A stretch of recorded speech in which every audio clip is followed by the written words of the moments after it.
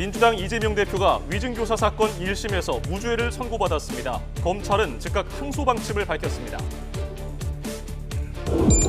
여야 반응은 엇갈렸습니다. 민주당은 사필 규정, 국민의힘은 아쉬운 판결이라고 평했습니다.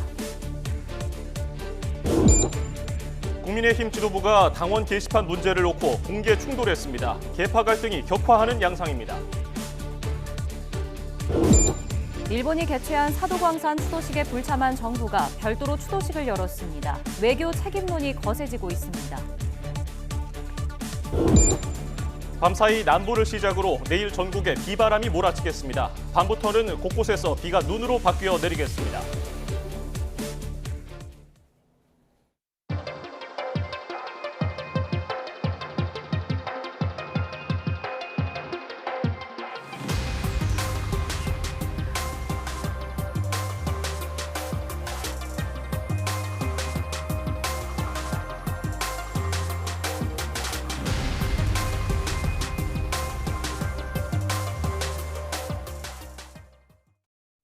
시청자 여러분 안녕하십니까? YTN 뉴스나이트 시작합니다. 더불어민주당 이재명 대표가 위증교사 사건 1심 재판에서 무죄를 선고받았습니다. 거짓 증언을 하게 할 고의가 인정되지 않는다는 게 핵심입니다. 먼저 선고 내용을 송재인 기자가 전해드립니다. 1년여 동안 이어진 이재명 대표의 위증교사 사건 1심 재판의 결론은 무죄였습니다. 법원은 우선 지난 2019년 고 김병량 전 성남시장의 측근 김진성 씨가 이 대표 재판에 출석해 내놓은 증언 가운데 일부는 거짓 주장이 맞다고 판단했습니다. 이 대표와 함께 김 전 시장 특혜 분양 의혹을 파헤치던 KBS 최초로 PD에 대한 고소를 취하하면 홀로 남는 이 대표로서는 불리해지지 않겠느냐며 KBS 측과 협의 중이라는 김 전 시장의 말을 들었다는 건 실제 김 씨의 기억과 어긋나는 말이었단 겁니다. 검찰은 이 같은 위증이 이 대표가 종용한 결과라고 주장해왔지만 1심 재판부의 판단은 전혀 달랐습니다. 먼저 이 대표는 김 씨에게 필요한 증언 내용을 전하고 어떻게 기억하는지 확인하는 연락을 했는데 이는 통상적인 증언 요청과 크게 다르지 않아 위증을 요구한 거라 보기 어렵다고 밝혔습니다. 무엇보다 김 씨와 접촉할 당시 이 대표로선 김 씨가 실제 재판에 나와 증언할지, 어떤 부분을 위증할지 등을 미리 예측할 수 없던 상황이라 고의성이 인정되지 않는다고 판단했습니다. 이 대표가 변론 요지서를 주고 확인하게 한 것도 방어권 행사 범위 안에 들어온다고 설명했습니다. 징역 3년을 구형받았던 이 대표는 재판부에 감사의 뜻을 전했습니다. 진실과 정의를 되찾아준 재판부에 감사드립니다. 법원은 공범으로 기소된 김진성 씨 위증 혐의는 일부 유죄로 판단해 벌금 500만 원을 선고했습니다. YTN 송재입니다. 재판부는 이재명 대표가 통화를 하고 변론 요지서를 보낸 건 정당한 방어권 행사라고 판단했습니다. 여기에 이 대표가 직접 개입한 증거 역시 부족하다고도 봤습니다. 이어서 김철희 기자입니다. 이재명 대표는 지난 2018년 무렵 김진성 씨와 통화한 뒤 변론 요지서를 보내주겠다고 말합니다. 주로 내가 타겟이었던 거. 이게 지금 매우 정치적인 좀 배경이 있던 사건이었다는 점들을 좀 얘기를 해주면 도움이 될 것 같아요. 예. 저 변론 요지서를 하나 보내드릴게요. 이에 대해 1심 재판부는 이재명 대표의 이러한 일련의 행위가 정당한 방어권 행사였다고 판단했습니다. 이 대표가 적대적 관계에 있었던 김 씨에게 이러한 행동을 취한 점, 또 검사 사칭 사건으로부터 16년이라는 긴 세월이 지났던 점 등을 고려하면 선거법 위반 사건 피고인이 행사할 수 있는 방어권의 정도를 벗어났다고 보기는 어렵단 겁니다.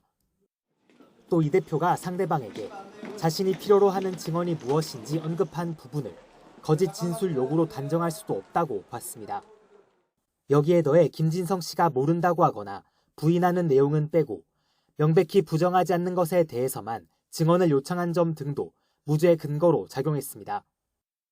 이 대표가 최종적으로 6개의 증언을 요청했지만 정작 검사 사칭 사건 합의에 관한 증언은 김 씨가 기억이 없다고 하자 요구하지 않았다는 겁니다. 또 김진성 씨가 이 대표 변호사와 면담하며 증인 신문 사항을 작성하는 과정에 이 대표가 직접 관여했다고 보기 어렵다는 게 1심 재판부 판단이었습니다. YTN 김철입니다.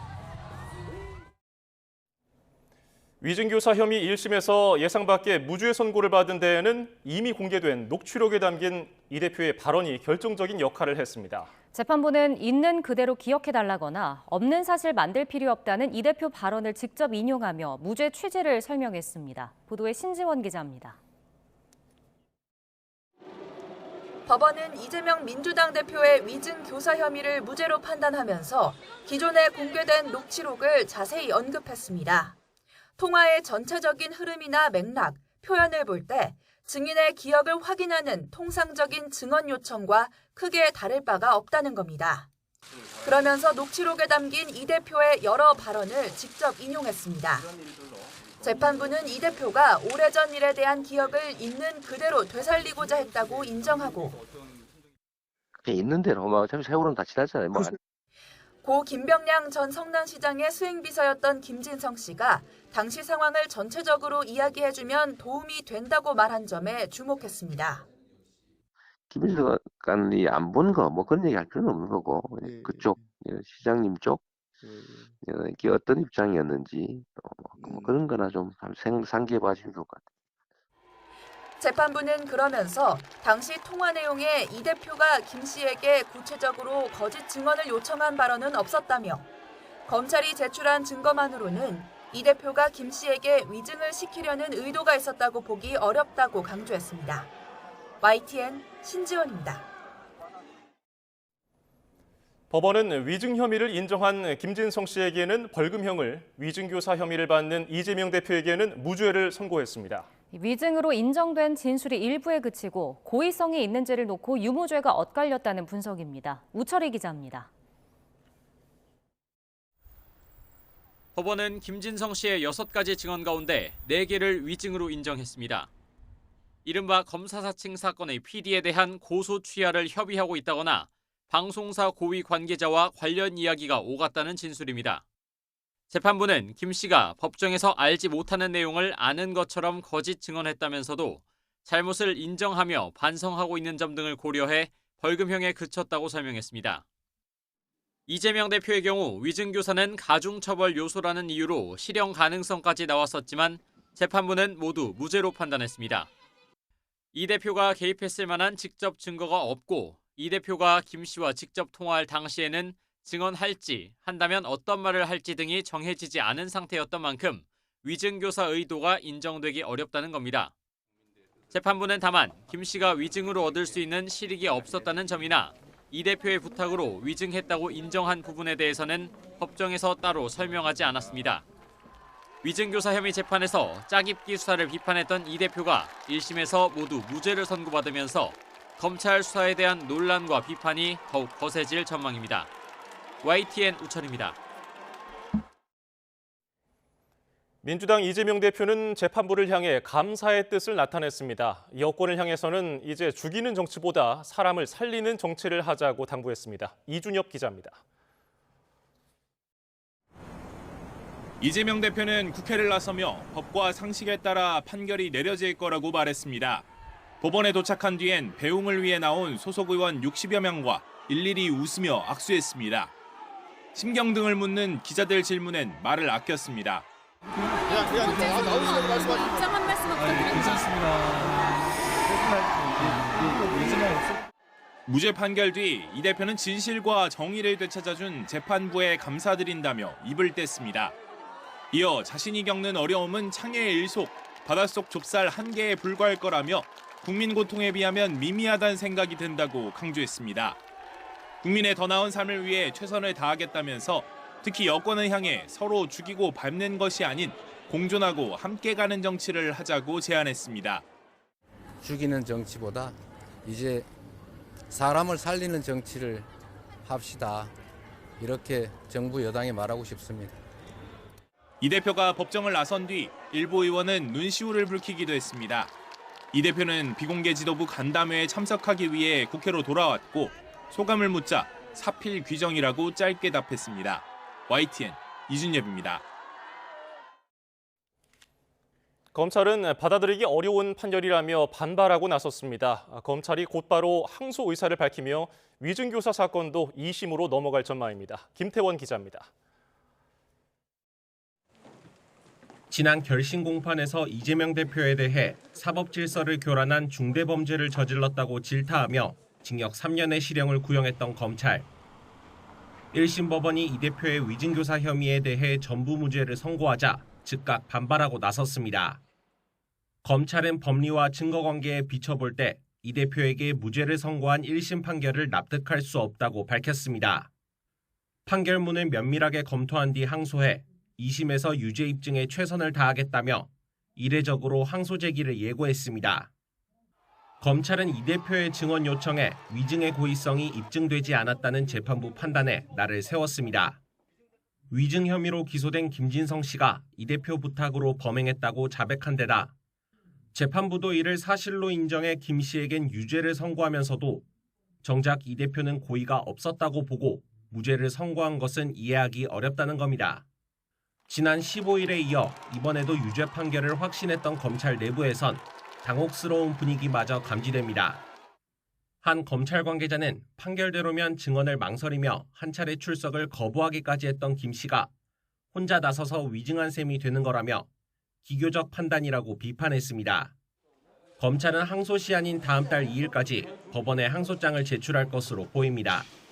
YTN 김태원입니다. 정치적인 입지가 위축되나 싶었던 이재명 대표가 이번 위증교사 무죄 선고 뒤에 반전의 계기를 마련했다는 평가가 나옵니다. 그럼에도 2심 리스크가 수그러든 건 아니라는 분석입니다. 정인용 기자입니다.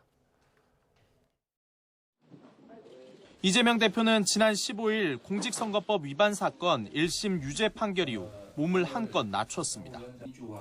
당내 사법부 비판엔 자제령을 내렸고 언젠간 제자리를 찾아줬던 사법부를 믿는다고 강조했습니다. 결국 사필 규정에서 제자리를 찾아준 것도 대한민국의 사법부였습니다. 대다수 법관들에게 그리고 사법부에 감사와 존중의 마음을 전해드리는 바입니다.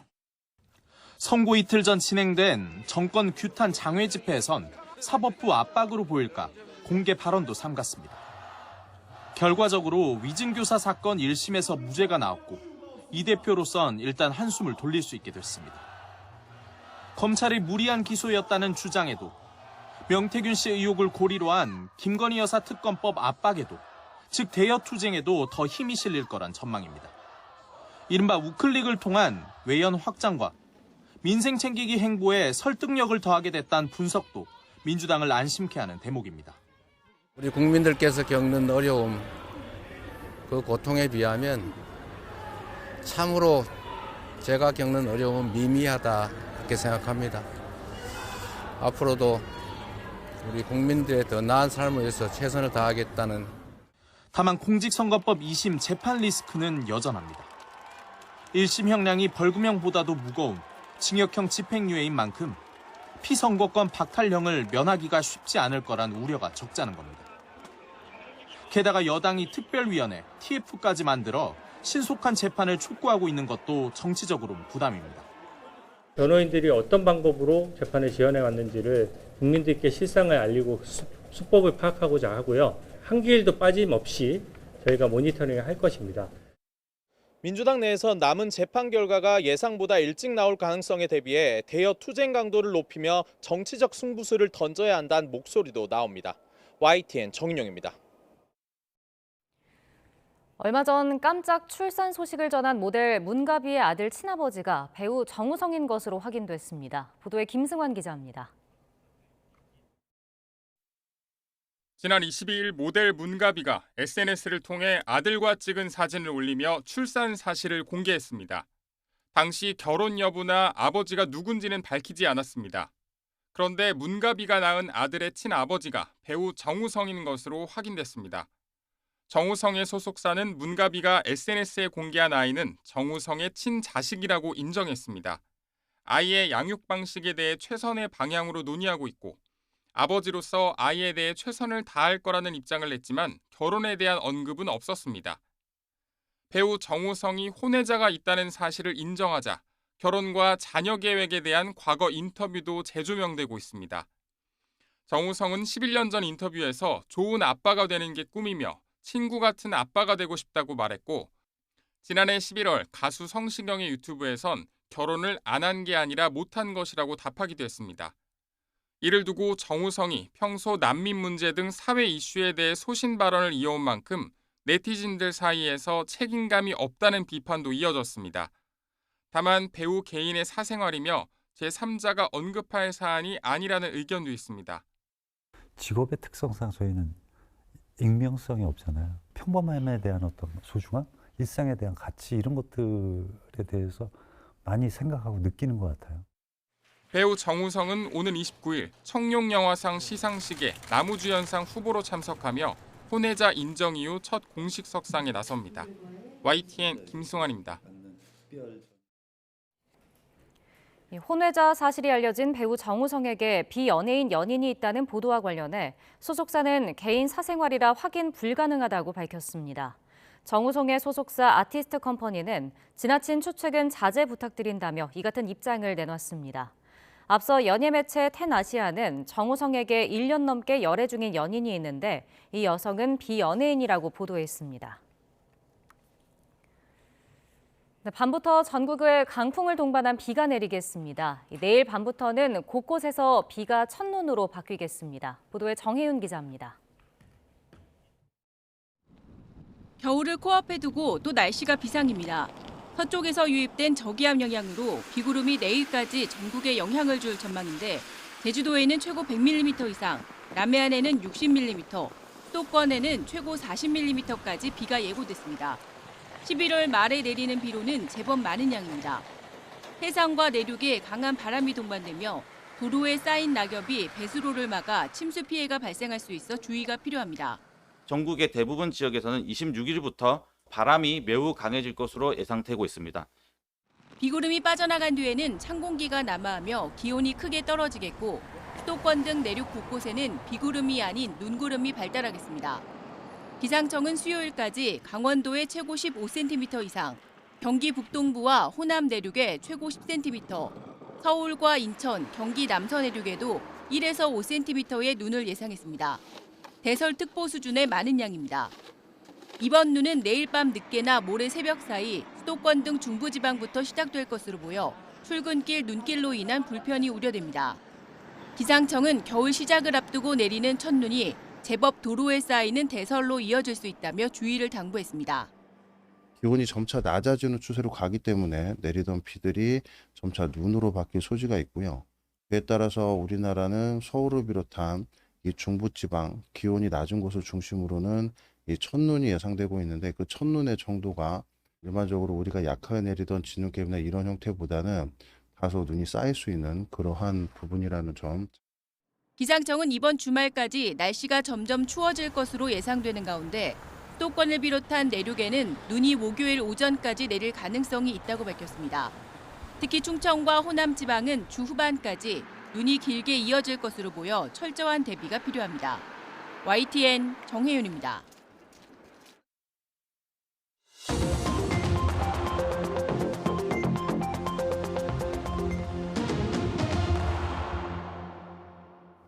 정치권 관심 뉴스 짚어보는 포커스 나이트 시간입니다. 오늘은 최수영 정치평론가, 박성민 전 민주당 최고위원과 함께하겠습니다. 두 분 어서 오십시오. 예, 반갑습니다. 법원이 오늘 이재명 대표의 위증교사 사건에 대해서 무죄를 선고했습니다. 정치권의 파장이 적지 않은데요. 이 대표의 목소리 먼저 듣고 오시겠습니다. 진실과 정의를 되찾아준 재판부에 감사드립니다. 그 과정이 참으로 어렵고 길긴 하지만 창의 일속이라고 제가 겪는 어려움이야 큰 바닷속의 좁쌀 한 개 정도에 불과하지 않겠습니까? 우리 국민들께서 겪는 어려움, 그 고통에 비하면 참으로 제가 겪는 어려움은 미미하다 이렇게 생각합니다. 앞으로도 우리 국민들의 더 나은 삶을 위해서 최선을 다하겠다는 말씀드리면서 이제 정치가 이렇게 서로 죽이고 밟는 것이 아니라 서로 공존하고 함께 가는 그런 정치면 좋겠습니다. 죽이는 정치보다 이제 사람을 살리는 정치를 합시다. 이렇게 정부 여당에 말하고 싶습니다. 네, 고맙습니다. 예, 선고 전부터 결과를 두고서 이런저런 예상이 나왔었는데요. 두 분은 어떤 예상을 하셨는지 궁금합니다. 먼저 한번 답변해 주실까요? 네, 저는 뭐 결국 정의가 이길 것이다라고 기대를 하고 있었고요. 일단 이 재판부가 재판 과정 가운데에서 이 논란이 됐던 통화 녹취록 전체를 다 들었다라는 이야기를 들었습니다. 뭐 이 대표 측 변호인의 요청이 있었기도 했고요. 그래서 그 전체 통화 녹취록을 들었다라고 한다면 판사들이 정말 정확하게 좀 판단할 것이다라는 기대를 했던 것 같습니다. 왜냐하면 실제로 언론에서 뭐 화제가 되고 논란이 됐던 그 녹취록의 일부만 좀 쟁점이 되고 이랬었는데 그 전체를 들어보면 분명히 이재명 대표가 당시 도지사 시절에 있는 그대로 이야기를 해달라 이런 부분들을 강조했던 것으로 나오거든요. 그렇기 때문에 그 전체 녹취록을 듣고 맥락을 판단했다고 한다면 이 대표의 위증교사 혐의 자체가 성립할 수 없다라는 것을 현명하게 판단할 것이다라는 기대를 했었습니다. 예, 최수영 평론가님은 어떻게 예상하셨어요? 저는 많은 분들이 예상했던 대로 저는 사실 유죄 그리고 징역도 한 1년 이상의 형을 예상했었어요. 물론 검찰이 3년을 구형했는데 제가 이렇게 생각했던 근거는 지난해 체포동의안 이재명 대표 국회에 올라왔을 때 당시 법원에서 이 구속적부심을 심사했던 판사가 유창훈 판사가 당시 위증교사 부분은 상당히 소명된 것으로 보인다는 이른바 그 구속적부심을 판단하는 판사의 전문적 식견이 있었고 예. 두 번째로는 검찰이 그 많은 이제 법리와 증거로서 기소를 해서 구형을 3년을 한 거고 그다음에 기본적으로 위증을 부탁했다는 것과 그다음에 이제 그 위증을 시행했다는 것은 뭐 거의 구체적으로 드러난 정황이고 예, 구속영장 심사 때 그렇죠. 예. 그다음에 마지막 제가 이제 드리고 싶은 말씀은 어찌됐건 이 부분에 있어서 이 재판부가 녹취록에 대한 어떤 그 주관적 판단을 약간 무죄 쪽으로 했다는 거지 이것을 또 어떻게 해석하느냐에 따라서는 유죄로 볼 수 있는 근거가 많았는데 어쨌든 이번에 1심 재판부는 이 녹취록에 대한 근거를 무죄의 어떤 그런 추론으로 활용했다는 것 이게 아마 무죄 판결로 났기 때문에 저희들이 예상이 좀 다 빗나간 것 같습니다. 예, 이재명 대표는 앞서도 들었지만은 재판부의 감사의 뜻을 밝히면서 이제 죽이는 정치보다 사람을 살리는 정치를 해야 한다 이렇게 얘기를 했습니다. 어떤 의미로 말했다고 보세요? 두 가지가 있다라고 생각하는데요. 일단 그동안 민주당에서 계속해서 지적해왔던 어떤 검찰 수사의 전반적인 문제점, 그러니까 제1야당 대표를 겨냥한 어떤 일종의 사법살인, 표적 수사 이런 것들이 이루어지는 과정에 대해서 좀 따끔하게 한번 지적을 한 것 같고요. 이런 행태를 멈춰야 된다라는 하나의 비판을 한 것이고 또 한편으로는 사실 요즘 경제도 굉장히 어렵고 민생 어렵다 이런 이야기 많이 나오지 않습니까? 실제로 이재명 대표도 뭐 상법 개정안 이런 부분들을 이야기를 하고 또 여러 면에서 이 정부의 경제 정책을 비판하기도 하는 이런 민생 행보도 같이 투트랙으로 진행해 왔습니다. 그렇기 때문에 이 정치 가운데에서 어떤 이 대표의 사법 리스크 이런 부분만을 다루는 게 아니라 국회에서 해야 될 정말 민생 정책 이런 부분에 정치가 힘을 써야 된다 이런 이야기를 한 것으로 보입니다. 예. 이번 1심에서 많은 분들이 고의냐 아니냐 이 부분이 굉장히 중요하다고 얘기를 했었는데 1심 재판부는 이 대표가 위증교사를 고의적으로 하지 않았다고 봤어요. 어떻게 평가하십니까? 그러니까 저도 사실 이제 법원의 판결을 존중한다는 기본적인 전제는 드리면서 사실 기본의 국민의 상식으로 볼 때는 이해가 안 되는 부분이 상당히 많습니다. 왜냐하면 한마디로 이번 판결을 제가 정의한다면 위증은 있지만 위증 교사는 없다거든요. 그러니까 위증의 실행은 있었는데 아주 의도적으로 내가 지시하거나 내가 뒤에서 배후에서 조종한 건 아니다. 이 얘기란 말이에요. 그렇지만 이 얘기를 바꿔 말하면 거짓말 하도록 부탁은 했지만 그걸 내가 의도한 것은 아니다. 이게 무슨 얘기일까 많은 분들이 좀 말하자면 갸우뚱하실 거예요. 그러니까 또 위증을 할 거라는 걸 이 대표가 예측할 수 없었다는데 그러면은 여기서 설명이 안 되는 거는 그러면은 왜 요청을 받지도 않은 이 김진성 씨가 왜 그러면 위증을 했는지에 대한 사법부의 판결 내용이 없어요. 그렇기 때문에 많은 분들이 사실 법원의 판결은 뭐 물론 여러 가지 그 모든 걸 판단해서 했겠지만 그럼에도 불구하고 이걸 너무 예측의 영역을 주관적으로 해석한 건 아닌가. 그러니까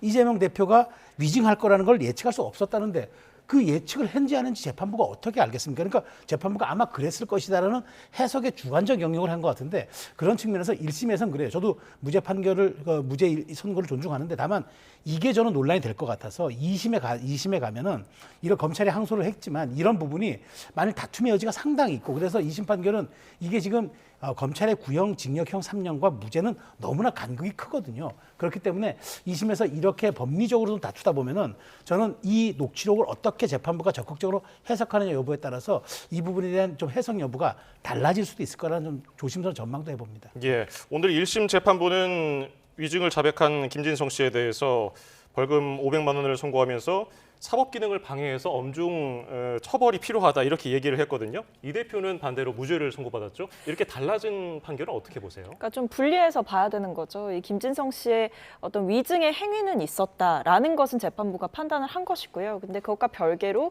그 김진성 씨가 위증을 하는 과정에서 이 대표의 위증 교사 행위에 의해서 어떤 강요나 강압 또는 위증을 해달라라는 권고에 의해서 이런 일이 일어났느냐 그 부분에 대해서는 성립되지 않는다라고 본 거죠.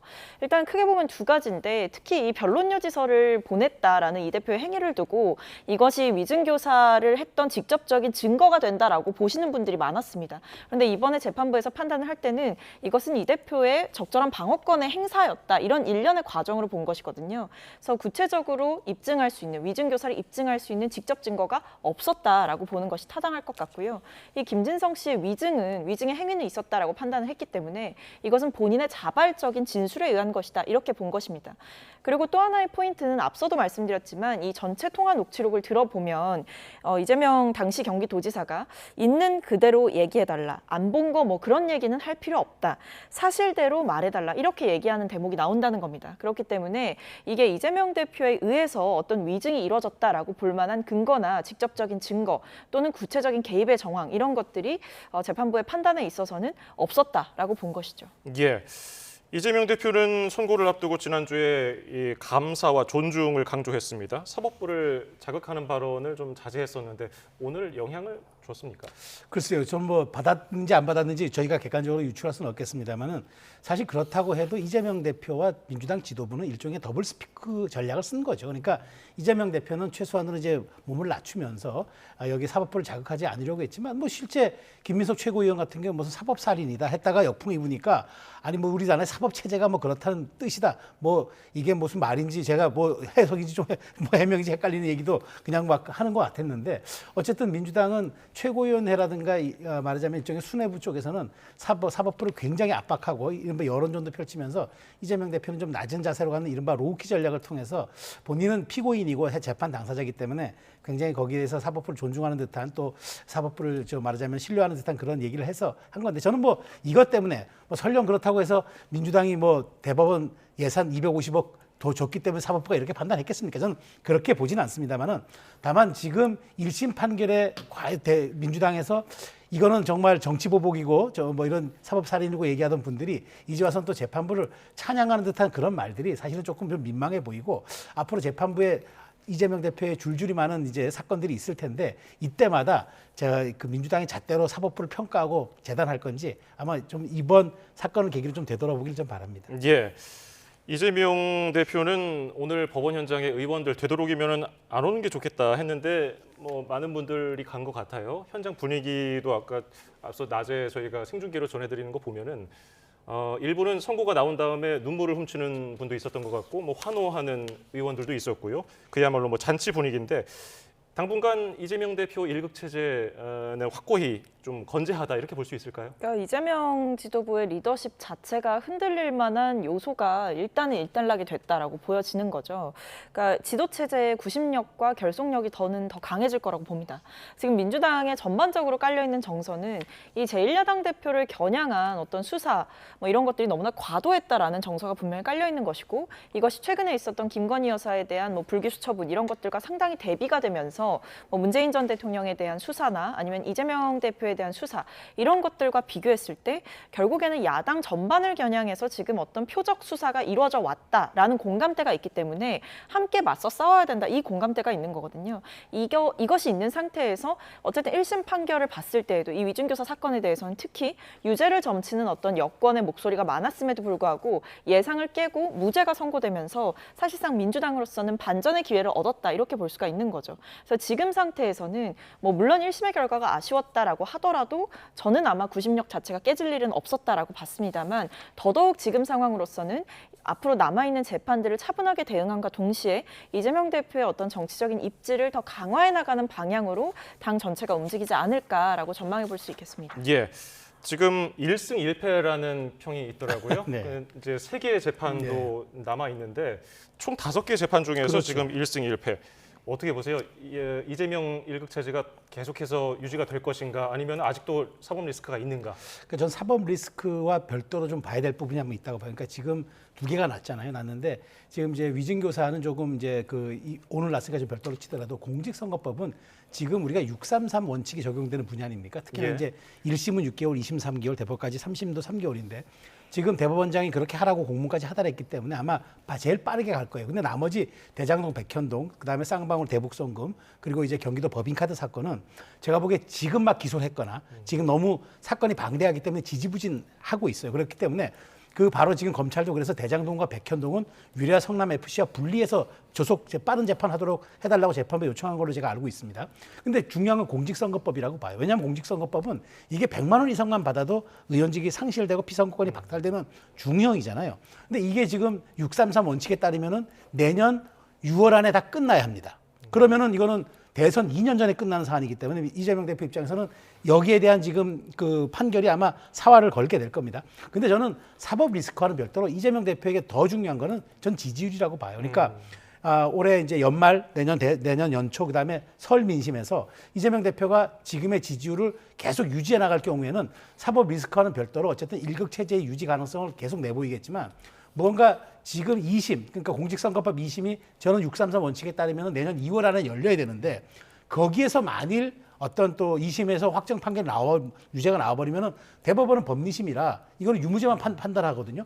그럴 경우에도 지지율이 계속 나온다 하면 이재명 대표의 어떤 사법 리스크는 변수가 안 되겠지만 그때 만일 흔들린다면은 이재명 대표의 원심력도 흔들릴 수밖에 없기 때문에 그런 점들을 좀 감안돼야 될 거라고 저는 생각이 됩니다. 예, 이번 주는 아주 굵직굵직한 일들이 많습니다. 오늘 판결을 시작으로 오는 28일에는 김 여사 특검법 재표결을 고리로 민주당이 더 대여 공세에 나설 수 있다 이런 관측이 나오는데 지금 분위기 어떻습니까? 오히려 좀 이제 자신감을 얻고 갈 수 있는 기반이 마련이 된 거죠. 만약에 이제 사법 리스크 문제가 조금 더 심화가 됐다라고 한다면 이제 민주당 측에서도 이 여권의 이슈를 더 공격하거나 비판하는 데 있어서 조금 약점이 생겨버린 그런 모양새가 됐을 텐데 그것이 아니라 오히려 이번에 무죄 판결이 나오게 되면서 민주당 입장에서는 더욱더 자신감을 갖고 민생 정책에 대한 이야기 또는 여러 가지 토론 이런 부분들뿐만 아니라 이 김건희 여사 문제 그리고 명태균 리스크 이런 부분들에 대해서 더 전방위적으로 지적할 수 있는 어떤 명분이 생긴 겁니다. 그렇기 때문에 오히려 여권은 지금부터 저는 더 긴장해야 할 것 같습니다. 그동안 굉장히 인디언 기우제식으로 이재명 대표는 무조건 구속될 것이고 또는 법정 구속까지 얘기하셨던 분들이 계셨기 때문에 그것뿐만 아니라 무조건 유죄가 나올 것이다 또는 최고의 형량을 받을 것이다 이렇게 예상했고 그런 메시지를 냈던 공개적으로 내왔던 정치인들이 여권에 굉장히 많았어요. 근데 제가 그때도 늘 말씀드렸던 건 이재명 대표의 사법 리스크를 발판 삼아서 여당의 어떤 이익을 모색하려는 그런 움직임에 대해서는 국민들은 분명히 평가하실 것이다. 집권 여당은 자강을 해야 되는 것이지 이게 상대당에게 자꾸만 기대서는 안 된다. 이런 생각이 있었거든요. 실제로 이번에도 보시면 아시겠지만 이렇게 위증교사 문제에 대해서 무죄가 나오게 되면서 국민의힘은 사실 할 말이 없어진 거거든요. 그러니까 오히려 지금 국민의힘 내부의 내용이라든지 아니면 경제 전반이 지금 어렵다라는 지적이라든지 이런 현실적인 문제에 맞부딪히게 되는 겁니다. 그래서 민주당의 어떤 여러 가지 김건희 여사 특검법 문제를 비롯한 정부의 실책을 지적하는 이런 움직임은 더 강화될 것으로 보입니다. 예, 민주당 내 혹은 범야권에서 비명계 움직임이 있었거든요. 네. 신삼김 얘기도 그렇죠. 나왔었고 플랜 B 생각하면서 추미애 의원 얘기도 나왔었는데 그게 좀 수그러들까요? 저는 처음부터 이게 쉽지 않을 거라고 봤어요. 왜냐하면 삼총 삼김 전직 삼총리와 삼김 얘기를 하고 나오는데 김동연 경기지사 하는 걸 보십시오. 그때 수원시장 방문하니까 바로 이재명 대표 2선에서 아주 예우를 갖춰서 깍지다게 이렇게 수행하는 모습 보여줬잖아요. 결국 지금 비명계 입장에서는 무슨 이게 지금 이재명 대표의 사법 리스크에 기대서 단기적인 기동전보다는 장기적인 진지전을 통해서 무언가 이재명 대표가 진짜 공직선거법에서 2심에서 유죄라도 받았을 때 비로소 아마 기지개를 켤 겁니다. 지금 민주당 내에서 일극 체제가 완성된 이재명 대표 앞에서 이재명 대표의 사법 리스크를 비판하는 거 저는 십자가 밟기라고 표현하고 싶어요. 감히 그걸 누가 하겠습니까? 그거는 자기 정치 생명을 건 게임이고, 그다음에 지난해 체포동의안 표결을 났을 때 어떻게 됐습니까? 당시 원내대표였던 박강원 원내대표 바로 사표 냈었고 공천도 못 받았습니다. 이른바 박강원 학습 효과가 있기 때문에 민주당 내에서 이재명 대표의 이른바 일극체제 흔들려는 시도는 없을 겁니다. 다만 저는 제가 말씀드린 두 가지 변수, 첫 번째는 이제 말씀드린 대로 아까 지지율 문제, 지지율이 계속 유지되느냐가 관건이고, 두 번째는 공직선거법 2심 선고가 어떻게 나올지에 따라서 이 부분은 대단히 빠르고 신속하게 진행될 거기 때문에 여기에 대해서는 뭐 플랜 B다, 플랜 C다 이걸 떠나서 민주당의 입장에서는 어떤 말하자면 생존의 문제, 그다음에 활로를 개척하는 문제이기 때문에 그때는 당연히 나오겠지만 현실적으로 지금은 저도 어려울 거라고 생각합니다. 예, 이재명 대표 어쨌든 지금 재판 여러 개를 다니면서 서울과 수원을 오가야 되는데 장외 집회는 계속 합니까? 장외 집회 같은 경우에는 조금 기류가 변하는 움직임이 있어요. 그러니까 뭐 안 한다, 한다 이렇게 단정해서 말씀드릴 수는 없는데, 그러니까 민주당 주도로 민주당 단독 주도 하에 어떤 집회를 계속 이어나간다 이런 움직임은 현재로서는 좀 수그러드는 모양새입니다. 예를 들면 이제 시민사회 단체 주도로 집회를 이어가는 것이 맞지, 민주당이 계속 중심이 돼서 민주당만의 집회로 가져가는 것은 아닌 것으로 알고 있습니다. 그렇기 때문에 앞으로 어떤 장외 집회보다는 국회 안에서 할 수 있는 일들과 국회를 통해서 또는 정치인의 지위를 통해서, 정당의 지위를 통해서 할 수 있는 여러 정치적인 움직임들이 더 강해질 것으로 보이기 때문에 어떤 장외 집회를 더 강화하거나 키우는 방식보다는 국회 차원에서 할 수 있는 일들, 그리고 제1야당으로서 낼 수 있는 정치적인 메시지들, 이런 것들에 보다 집중하는 형국으로 가지 않을까 싶습니다. 예, 국민의힘에서는 한동훈 대표가 위증 유죄인데 교사는 무죄다. 수긍 어렵지만 어쨌든 법원 판단을 존중한다 이렇게 밝혔는데요. 네. 어떻게 들으셨어요? 전 당연한 거라고 봅니다. 그러니까 한동훈 대표 입장에서는 이 위증 교사에 대한 부분을 사실은 이제 그 지난 체포동의안 때 얘기를 했고, 그래 이제 법무장관으로서도 제안 설명도 했고 이런 게 있기 때문에 아마 여기에 대해서 상당 부분 또 법리적으로도 아마 기대를 했을 겁니다. 검찰이 3년을 구형했기 때문에 무언가 여기 대해서는 유죄 판결이 나올 거라 기대했지만 어쨌든 재판부가 여기에 대해서는 무죄로 했기 때문에 2심에서 이제 다툼의 여지, 즉 위증 유죄인데 교사는 무죄였으니까 이렇게 우리가 법은 최소한의 상식이라고 얘기하는데 사실 최소한의 상식이라는 점을 놓고 본다면 이해가 안 되는 부분이 있어서 이거는 2심에서 법리적으로 검찰이 다툴 문제지 국민의힘에서 이걸 가지고 왈가왈부 재판부를 압박할 문제는 아닌 거죠. 그러니까 저는 적절한 워딩은 나왔다고 보는데 어쨌든 한동훈 대표 입장에서는 뭔가 이제 이게 동력으로 삼아서 이제 가고자 했던 그런 예상은 있었을 겁니다. 그렇지만 저는 저도 이제 지금 한 국민의힘에서 이재명 대표 사법 리스크만이 오직 국민의힘의 득점 포인트가 되는 것처럼 해서는 좀 곤란하다는 생각은 있거든요. 그렇기 때문에 이재명 대표의 사법 리스크는 이재명 대표의 사법 리스크의 문제고, 그다음에 국민의힘이 다시 득점을 통해서 경기 후반전에서 국민의 사랑을 받을 수 있는 것은 국민의힘의 능력과 그다음에 국민의 성과로 보여줘야 하는 것들이기 때문에 한동훈 대표가 짧게 논평한 만큼 이제는 국민의힘이 이제 당정 협의를 어떤 식으로 하는지 통해서 경기 후반전에 접어든 이제 여당의 모습들을 어떻게 진일보 시킬지 이 문제에 좀 고민을 해야 할 거라고 생각이 됩니다. 예, 국민의힘은 뭐 내홍이 있지만은 어쨌든 국면전환 계기로 삼으려는 계획이 있었던 것 같은데 좀 차질이 불가피해진 것 같아요. 그러니까 저는 한동훈 대표의 저런 그 메시지를 보면서 1심 그 공직선거법 1심 판결 나오기 전에는 또 법대로 판단하라라고 이제 재판부를 향해서 목소리를 내기도 했거든요. 그러다가 이번에는 뭐 판결은 존중한다라는 말을 뒤에 붙이긴 했습니다만 사실 핵심 메시지를 보면 사법부의 판단에 동의하기 어렵다라는 메시지를 낸 거예요. 그래서 이걸 보면 이 국민의힘이 쓸 수 있는 카드가 사라졌다라는 당혹감, 일종의 당혹스러움을 굉장히 직관적으로 표출해냈다라는 생각이 들어요. 그러니까 속내를 들켰다라고 보이는 거죠. 그러니까 결과적으로 그동안 계속해서 한동훈 대표가 집권여당 대표로서의 어떤 정책이라든지 아니면 전국 주도권이라든지 이런 부분에 있어서 전혀 힘을 못 썼던 상황이기 때문에 그런 자신감의 부족이 이재명 대표 사법 리스크에 지나치게 기대는 결과를 만들어냈고, 실제로 최근에도 어떤 정부를 향해서 냈던 쓴소리는 접어두고 이재명 대표의 사법적인 문제를 거론하면서 이 부분에 굉장히 공격에 집중했단 말이죠. 근데 이 전략이 사실상 실패했다. 한동훈 대표가 그런 방식으로 어떤 본인의 정치적인 입지를 다지려고 했던 전략에는 굉장히 큰 상처가 났다. 이렇게 보이기 때문에 한동훈 대표도 더 이상 어떤 이재명 대표의 사법 리스크에 기대는 그런 실패한 전략은 지난 총선 때도 이미 한번 실패를 했고 이번에도 또다시 실패를 했다. 이렇게 평가해 볼 수 있을 것 같습니다. 예, 이런 상황에서 국민의힘 한동훈 대표를 둘러싼 당원 게시판 논란으로 공개 설전을 벌이기도 하고요. 계파 갈등이 커지고 있는 모습입니다. 관련 발언 듣고 오겠습니다. 당에서 한동훈 대표 사퇴와 같은 글을 쓰는 사람들은 고발한다. 이런 기사가 나왔습니다. 그것이 사실인지 아닌지 모르겠습니다. 만약에 고발하신다라고 하면 저한테 무수하게 많이 사퇴하라고 한 문자가 와 있습니다. 그 번호들도 다 따서 드릴 테니까 같이 고발해 주시기 바랍니다. 발언하실 때 사실관계 좀 확인하고 말씀하시면 좋겠는 게요. 그런 고발을 준비하고 있는 사람이 없습니다. 사실인지 아닌지 모르겠어요. 그런 기사가 났다. 네, 기사를 보고 그게 무슨 말씀인지 모르겠네요. 예, 아침 회의에서 있었던 일인데요. 그냥 있는 자리에서 바로 공격을 하고 또 반박을 했습니다. 어떻게 들으셨어요? 그러니까 저는 보수 지지층들 입장에서 놓고 보면 좀 뜬금없을 것 같아요. 왜냐하면 지금 대통령의 기자회견과 국정 담화 그게 이제 3주 만에 이제 그나마 이제 뭔가 당정 갈등이 이제 좀 원팀으로 회복이 되고 그다음에 지금 이재명 대표 사법 리스크와는 별도로 대통령이 해외 순방을 다녀오셔서 지금 여러 가지 그런 이제 그 여당 내 잡음도 없어지고 윤한 갈등이라는 이제 그 단어들조차 언론에서 다 사라져가고 있는데 스스로가 저렇게 자꾸 분란을 부채질하고 있는 것 같아요. 그리고 지금 게시판에 올라온 글이 국민의힘의 미래와 무슨 상관이 있고 또 이런 얘기들이 전 최고의 비공개 회의에서 나올 수는 있으나 공개하는 회의에서 저렇게 마치 준비된 것들을 꺼내가지고 지도부끼리 저렇게 내홍을 펼치고 그다음에 서로가 서로를 공격하려는 저런 모습들이 더더군다나 오늘 이재명 대표의 이제 그 1심 선고가 있어가지고 많은 분들이 여기에 집중하고 있는데 도대체 당원 게시판에 어떤 글들이 있어서 이럴까라는 그 아마 좀 뭐랄까 좀 당혹스러운 모습들이 있었을 것 같아요. 근데 예. 최고위원회의에서의 모두 발언, 특히나 공개된 발언들은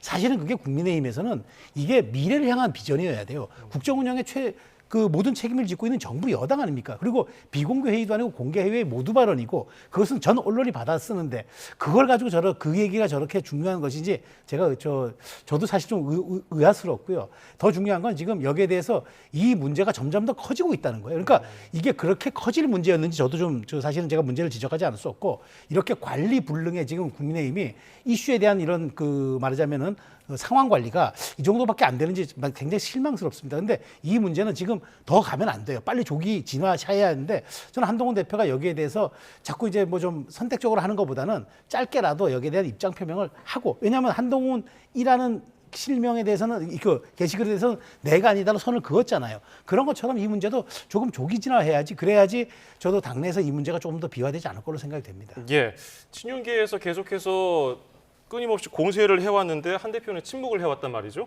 그런데 오늘 이제 공개적인 석상에서 이런 발언이 나오니까 작심 발언을 하는 것 같은 태도를 바꾼 것 같은 움직임이었거든요. 이 배경 어떻게 보세요? 그러니까 지금 보면 일단 당원 게시판 논란을 제대로 정리를 못하고 있는 것은 사실입니다. 왜냐하면 뭐 이번에 국민의힘에서 또 한 대표 가족 이름으로 올라온 게시글까지 포함해서 뭐 전수조사를 했다, 뭐 비방용 글이 몇 개였다 이런 식의 어떤 발표를 했는데 사실 지금 친윤계에서 제기하는 의혹은 그 비방글의 유형을 확인해달라는 것이 아니라 누가 썼는지를 확인해달라는 거거든요. 근데 이 부분에 대해서 우리 가족들은 쓰지 않았다. 이 한 문장만 있으면 되는데 이 부분에 대해서 한 대표가 입장이 명확하지 않은 겁니다. 그렇기 때문에 사실은 제가 봤을 때에도 마치 막장 드라마를 보는 기분인 거죠. 계속 이 부분에 대해서 끊임없이 이슈는 제기되는데 한동훈 대표가 그동안 보여줬던 어떤 명확한 입장 표명 이런 것들이 전혀 없는 상태에서 논란이 길어지고 국민들을 봤을 때는 굉장히 좀 불필요하고 피로도가 높은 이슈거든요. 이것을 왜 이렇게까지 정리를 못하는지 이해가 되지도 않지만 또 한편으로는 이런 당원 게시판 논란을 발판 삼아서 한동훈 대표를 흔들어 보려는 움직임이 있는 것은 분명한 것 같습니다. 그래서 오히려 보면 뭐 윤한 갈등이 사라졌다 이렇게 평가하시기도 하지만 저는 오히려 윤한 갈등의 대리전 또는 확전이 이어지고 있다. 여지는 여전히 남아있다. 이렇게 보입니다. 예, 한동훈 대표와 한 대표 가족 이름으로 올라온 게시글 1000개 넘는 글 전수조사까지 했고 뭐 세부 내역까지 국민의힘에서 발표를 했어요. 논란은 잦아들지 않고 있는데 어떻게 뭐 똑부러진 한 대표가 어디 갔느냐 뭐 이런 비판도 나오고 있고요. 해결 방법이 없을까요? 글쎄, 저는 이제 이 부분에 대해서는 한동훈 대표가 어쨌든 문제를 풀 수밖에 없다. 고르디우스의 매듭을 잘라내듯이 명쾌하게 해결해야지 이게 왜 문제가 되냐면요. 한동훈 대표가 갖고 있는 우리가 정치적 자산을 우리가 상징 자본이라고 합니다. 상징 자본은 그 대선급 주자들, 그 지도자급 인사들에게는 다 있는 겁니다. 그러니까 윤석열 대통령에게는 공정과 상식이라는 게 있었고 이재명 대표는 기본소득과 뭐 이런 이제 지역 발전 이런 것들이 있었는데 한동훈 대표는 법리적으로 깨끗하고 그다음에 도덕적 윤리적으로도 완벽해 보이고 그다음에 지금 명태균 리스트가 지금 그렇게 게이트처럼 나와도 한동훈 대표 이름 단 한마디도 언급이 안 돼요. 그런 정도로 말하자면은 새로운 시대를 열 수 있는 그런 어떤 참신하고 깨끗한 정치인의 이미지를 갖고 있는데 이 문제에 대해서만큼은 자꾸 뭔가 주춤거리고 본인의 입장을 해명하지 않는 듯한 그런 모습을 보여지는 것은 한동훈 대표가 앞으로 대선 가도까지 갈 수 있는 그런 상징 자본에 대한 훼손으로도 갈 수 있기 때문에 저는 그래서 빨리 정리할 필요가 있다는 거죠. 사안의 옳고 그름이라든가 이게 중요 사안이 아니다. 그리고 나를 흔드는 것이다. 그다음에 당원 게시판에 글의 실체를 확인하는데 당력을 집중시킬 필요가 없다라는 원칙론전 얘기는 일부 동의하지만 그렇다고 그렇게 안 하면 이 문제가 조기 종식되지 않을 건데 그러면 이 문제를 언제까지 끌고 갈 겁니까? 제가 역으로 질문드리고 싶은 거죠. 그래서 조기 진화할 수 있는 방법은 한동훈 대표가 이 문제에 대해서 어떤 진전된 입장을 낼 수밖에 없다면은 저는 그 시간이 멀지 않은 시간이고 빠른 시간 내에 하는 게 더 필요하다고 말씀드리겠습니다. 예, 신지호 국민의힘 전략기획부총장은 이게 제2의 읽고 답하지 않는 뭐 이른바 입시 논란이다 이렇게 얘기를 했어요. 그것과 지금 닮아 있습니까? 사실은 저는 그건 좀 약간 견광부회라고 생각합니다. 그러니까 그 문자를 읽고 답하지 않았다는 논란은 실질적으로 사실은 잠시만요, 평론가님 죄송합니다. 지금 아주 중요한 속보가 들어왔군요. 네타냐후 이스라엘 총리가 헤즈볼라와 휴전을 원칙적으로 승인했다는 보도가 CNN 발로 나왔습니다. 다시 한번 전해드립니다. CNN 보도 내용인데요. 네타냐후 이스라엘 총리가 헤즈볼라와 휴전을 원칙적으로 승인했다는 소식이 들어왔습니다. 이 며칠 새 관련된 내용이 나오고 있었는데 마침내 원칙적으로 헤즈볼라와 이스라엘 간의 휴전이 승인됐다는 보도가 나왔다는 소식 전해드렸고요. 보다 자세한 내용은 저희가 이어지는 뉴스에서 기자 연결해서 정리된 내용 전해드리겠습니다. 자, 계속 정치권 소식 이어가죠. 제2의 읽고 답하지 않기 사건이다. 이 점에 대해서 답하고 계세요. 제가 지금 그건 약간 견광부회라고 드리는 말씀의 이유는 예. 뭐냐면은 그 논란은 사실 지난 총선에서의 승패를 가를 수 있을 정도의 중요한 사안이었고 그게 이제 지난번 대선 그러니까 그 당대표 경선에서 다시 불거져난 논란 아닙니까? 근데 그 결과 어떻게 됐습니까?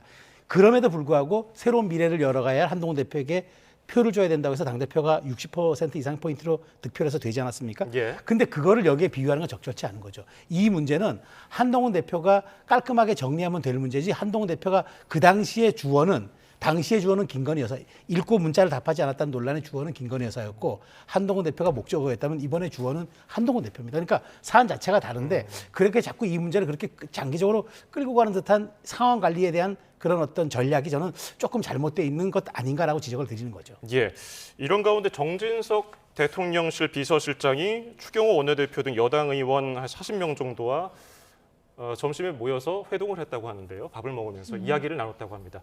이런 움직임들 결국 어떤 의미가 있다고 볼 수 있을까요? 두 가지가 있을 수 있겠죠. 일단 당장에는 김건희 여사 특검법에 대해서 이제 재표결이 있을 예정이고 이 재표결을 할 경우에는 익명으로 표결을 하기 때문에 어떤 이탈표가 발생할 수 있다. 그러니까 8명의 이탈표만 있으면 대통령의 거부권이 무력화될 수 있는 그 형국이기 때문에 이 갈림길에서 어떤 의원들의 표단속을 하는 것으로 볼 수도 있을 거고요. 또 한편으로는 지금 방금 우리가 다뤘던 이 당원 게시판 논란이 사실은 친윤계와 친한계의 어떤 대립 구도가 강화되는 모습이거든요. 이 상황 속에서 대통령실이 의원들과 계속해서 접촉면을 늘린다 라는 것은 일종의 새 과시일 수도 있고 새 결집일 수도 있으며 동시에는 한동훈 대표의 정치적인 영향력을 보다 축소하려는 전략적인 움직임일 수 있다 이렇게 보입니다. 예, 지난 22일에는 홍철호 정무수석이 의원 한 30명과 함께 또 오찬을 했다고 하는데 이게 뭐 실제로 특검법이 다시 국회로 돌아왔을 때 이탈표를 막기 위한 그런 차원입니까?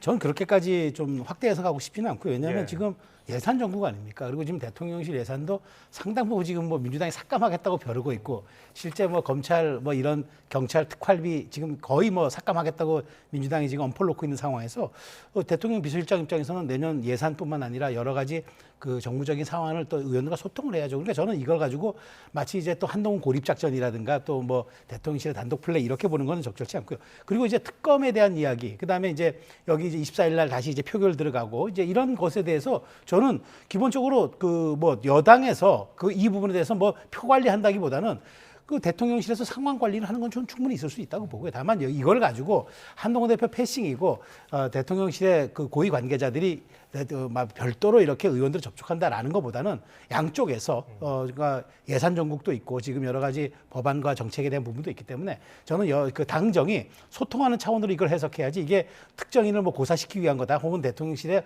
어떤 좀 약간 오버페이스다 이렇게 얘기하는 거는 저는 오히려 원팀 정신을 훼손하는 거라 보기 때문에 예. 그렇게까지 확대 해석할 필요는 없다고 생각합니다. 네. 오는 28일 본회의 때 김여사 특검법 재표결 때 이탈표가 국민의힘에서 어느 정도 나올 거라고 보세요? 전 나올 수 있다고 봅니다. 근데 뭐 그 이탈표가 8표까지 갈지는 지켜봐야겠습니다만 지난번에 4표보다는 더 늘어날 수도 있다라고 생각을 하는 게 일단 이 김건희 여사와 관련된 그 공천 개입 논란이 사실은 명태균 씨발 리스크로 계속 커지면서 이거를 언젠가 한 번은 끊고 가야 된다라는 위기의식이 분명히 있을 거거든요. 그리고 김건희 여사 리스크를 정리하지 못하고 또다시 특검법이 재발이 되고 또 재표결하고 그 사이에 또 대통령이 거부권을 행사하는 그런 형국이 되게 된다면 여당으로서는 악재가 장기화되는 겁니다. 지금 사실은 이재명 대표 사법 리스크에 기대려고 했다가 그 전략도 지금 통하지 않게 된 시점이기 때문에 여당으로서는 본인들도 좀 정리할 부분은 정리하고 가야 그 다음으로 갈 수 있지 않을까라는 일종의 소신 투표가 저는 있을 수 있다라고 생각합니다. 이탈표가 나올까 짧게. 저는 제가 단언하지만 지난번 4표 나왔죠? 예. 그보다 작을 겁니다. 이번은 아무리 뭐 민주당이 특검을 어떻게 포장을 해도 국민의힘이 동의하지 못할 그런 사안이기 때문에 저는 오히려 이탈표보다는 단일 대우가 더 강력하게 기제가 작동할 것이다. 이렇게 말씀드리겠습니다. 알겠습니다. 오늘 포커스 나이트 최수영 정치평론가 박성민 전 민주당 최고위원과 함께했습니다. 고맙습니다.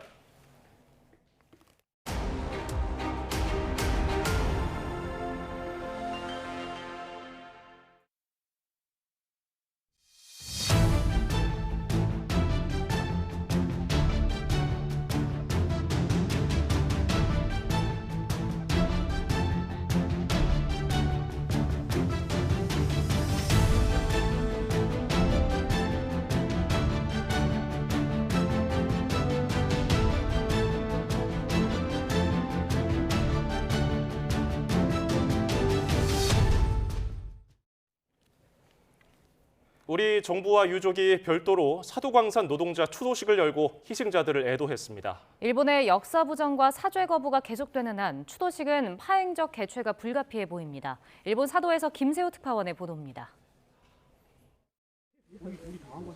일본 사도시의 산 중턱에 조선인 노동자를 기리는 공간이 마련됐습니다. 유족들은 헌화하며 고인의 넋을 달랩니다. 이곳은 사도광산 조선인 노동자들이 생활했던 숙소터입니다. 이번에 별도로 마련된 추도식에는 유족과 정부 관계자 30여 명이 모인 가운데 진행됐습니다. 전날 일본 측 추도식에 불참했던 주일 한국 대사는 이번 한국 측 추도식에서 직접 추도사를 낭독했습니다. 이 추도식이 돌아가신 한국인 노동자분들과 유가족분들의 마음에 조금이라도 위로가 될 수 있기를 간절히 소망합니다. 애초에 일본은 사도광산의 세계문화유산 등재 조건으로 매년 조선인 노동자를 위한 추도식 개최를 약속했습니다. 하지만 등재 이후 소극적인 태도로 일관했습니다. 일본 정부 대표도 행사를 불과 이틀 앞두고 정했지만 이마저도 야스쿠니 참배를 한 극우 인사를 보내 논란을 키웠습니다. 추도사 어디에도 조선인 강제 노동에 대한 언급은 없었고 사죄와 관련해서도 대상조차 애매한 애도라는 표현이 전부였습니다. その戦略はなしにして目の前の人のこと目の前の人の人権をきちんと考えれば謝罪の言葉は出てくるはずだと思います。 일본 정부는 한국 정부가 일본 측이 마련한 추도식에 불참한 데 대해 유감을 표명하고 있습니다. 韓国側の追悼式欠席の理由についてご説明する立場にはございませんが、韓国側が参加しなかったことは残念であるというふうに考えております。 하지만 일본이 강제 노역에 대한 전향적인 태도를 보이지 않는 한 사도광산 추도식은 이후에도 계속 파행적 진행이 불가피해 보입니다. 일본 사도시에서 YTN 김세호입니다. 사도광산 추도식에 우리 정부가 불참한 데 대해 일본 정부는 유감이라고 밝혔지만 정작 우리 정부는 일본의 항의는커녕 유감 표명조차 하지 않고 있습니다. 여야를 막론하고 비판이 나오는 등 외교 책임론이 커지고 있습니다. 홍선기 기자입니다. 일본 측이 주최한 사도광산 추도식에 불참한 우리 정부는 유족들과 별도 추도 행사를 개최한 배경을 이렇게 밝혔습니다. 과거사와 관련해 일본 측과 타협하지 않겠다는 확고한 의지를 표현하기 위한 행사라는 겁니다. 그러나 일본 측과 참석 인사나 추도사에 대한 합의도 없이 추도식 날짜부터 정하고 유족들을 데리고 일본으로 떠난 데 대한 해명은 없었습니다. 오히려 일본 정부 대변인격인 관방장관이 우리 측의 불참에 유감을 표명하는데도 우리 정부는 항의는커녕 유감 표명도 하지 않고 있습니다. 정부가 조심스런 태도를 보이는 가운데 이번 사태가 외교 실패라는 비판은 점점 거세지고 있습니다. 군함도 세계유산 등재 때도 일본의 뒤통수를 맞고 또 같은 실수를 반복했다는 지적입니다. 대한민국 정부 스스로 일본의 식민 지배를 정당화한 최악의 외교 역사로 기록될 것입니다. 심지어 여당에서도 원내대표가 최고위 자리에서 직접 외교당국의 반성을 촉구하기도 했습니다. 우리 정부의 요구사항이 제대로 반영되지 못한 데 유감스럽게 생각하며 이와 같은 결과가 우리 외교당국의 안일한 태도 때문은 아니었는지 겸허한 반성과 점검도 필요하다고 생각합니다. 외교부는 그러나 양국의 이익에 모두 부합하는 한일 관계 발전을 위해 계속 노력하고자 한다며 어렵게 회복한 한일 관계가 다시 나빠질까 걱정하는 모습을 보이고 있습니다.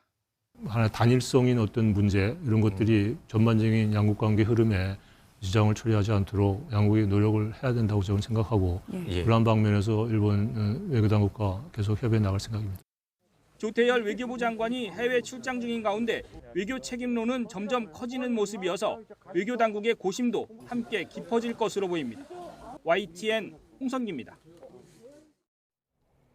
우리 정부는 일본 측이 주최한 사도광산 추도식에 불참하고 별도 추도식을 연 건 일본 측의 추도사 등이 사도광산 등재 시 약속했던 합의 수준에 미치지 못했기 때문이라고 밝혔습니다.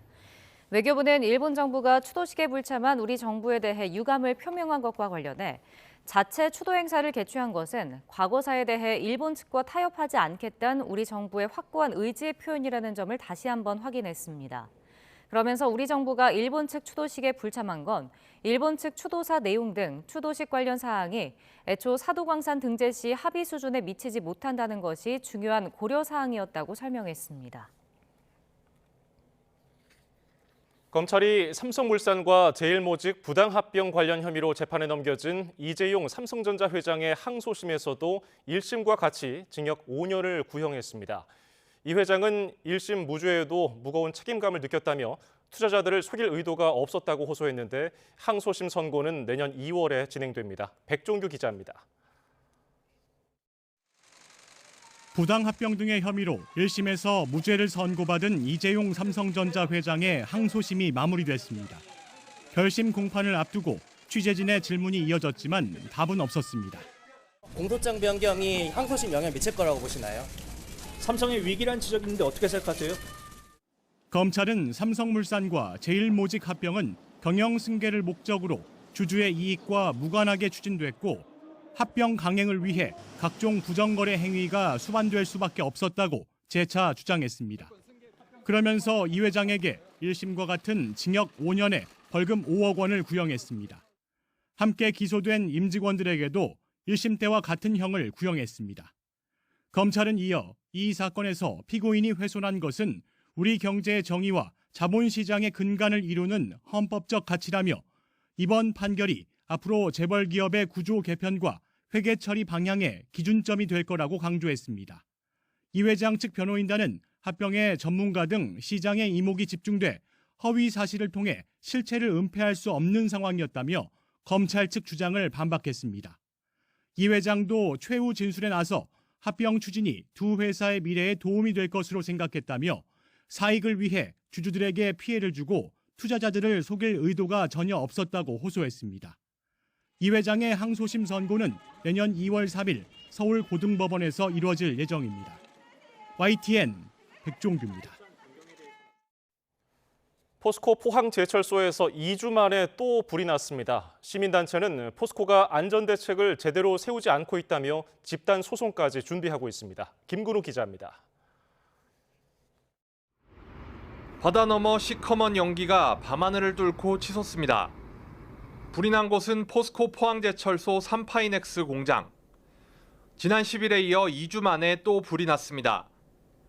늦은 밤 폭발음과 연기에 시민들은 또 한 번 놀란 가슴을 쓸어내렸습니다. 포스코는 지난 화재 당시 제품 생산엔 차질이 없을 거라며 9일 만에 공장을 복구해 재가동했습니다. 하지만 재가동 사흘 만에 다시 같은 공장에서 불이 난 겁니다.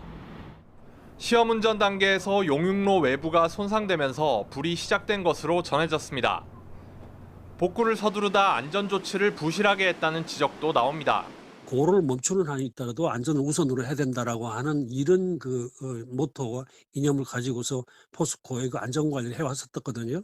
지금은 현장에서의 그런 안전관리 활동 자체가 굉장히 지금 이거는 산만하게 되고 있고. 포항제철소에선 앞서 지난해 말 전기선 화재로 고로 가동이 멈췄고 올해 초에는 통신선과 석탄 운반 시설 등에서 불이 나는 등 크고 작은 화재가 잇따랐습니다. 시민단체는 반복되는 사고로 폭발음과 충격파 등의 피해를 봤다며 집단 소송에 나서기로 했습니다. 포항은 지진에 대한 트라우마가 있습니다. 새벽녘에 일어난 진동이나 이런 거에 굉장히 민감하시거든요. 포스코는 여지껏은 시민들한테 희생만 강요해 왔거든요.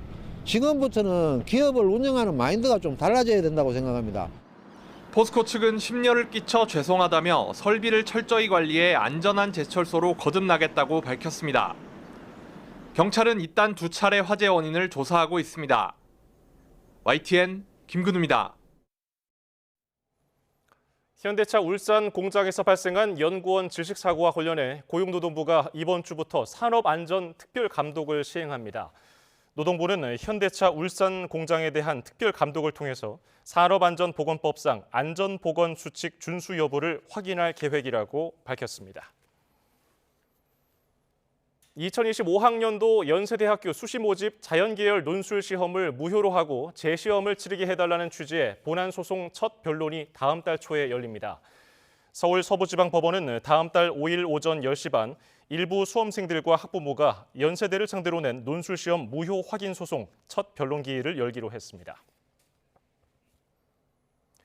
교육부는 연세대 자연계열 수시 논술 유출 사건과 관련해 수험생 피해를 최소화하도록 대학과 계속 협의 중이라고 밝혔습니다. 교육부는 연세대 입시가 다른 대학에 연쇄적으로 영향을 미칠 수 있다며 이같이 설명했습니다.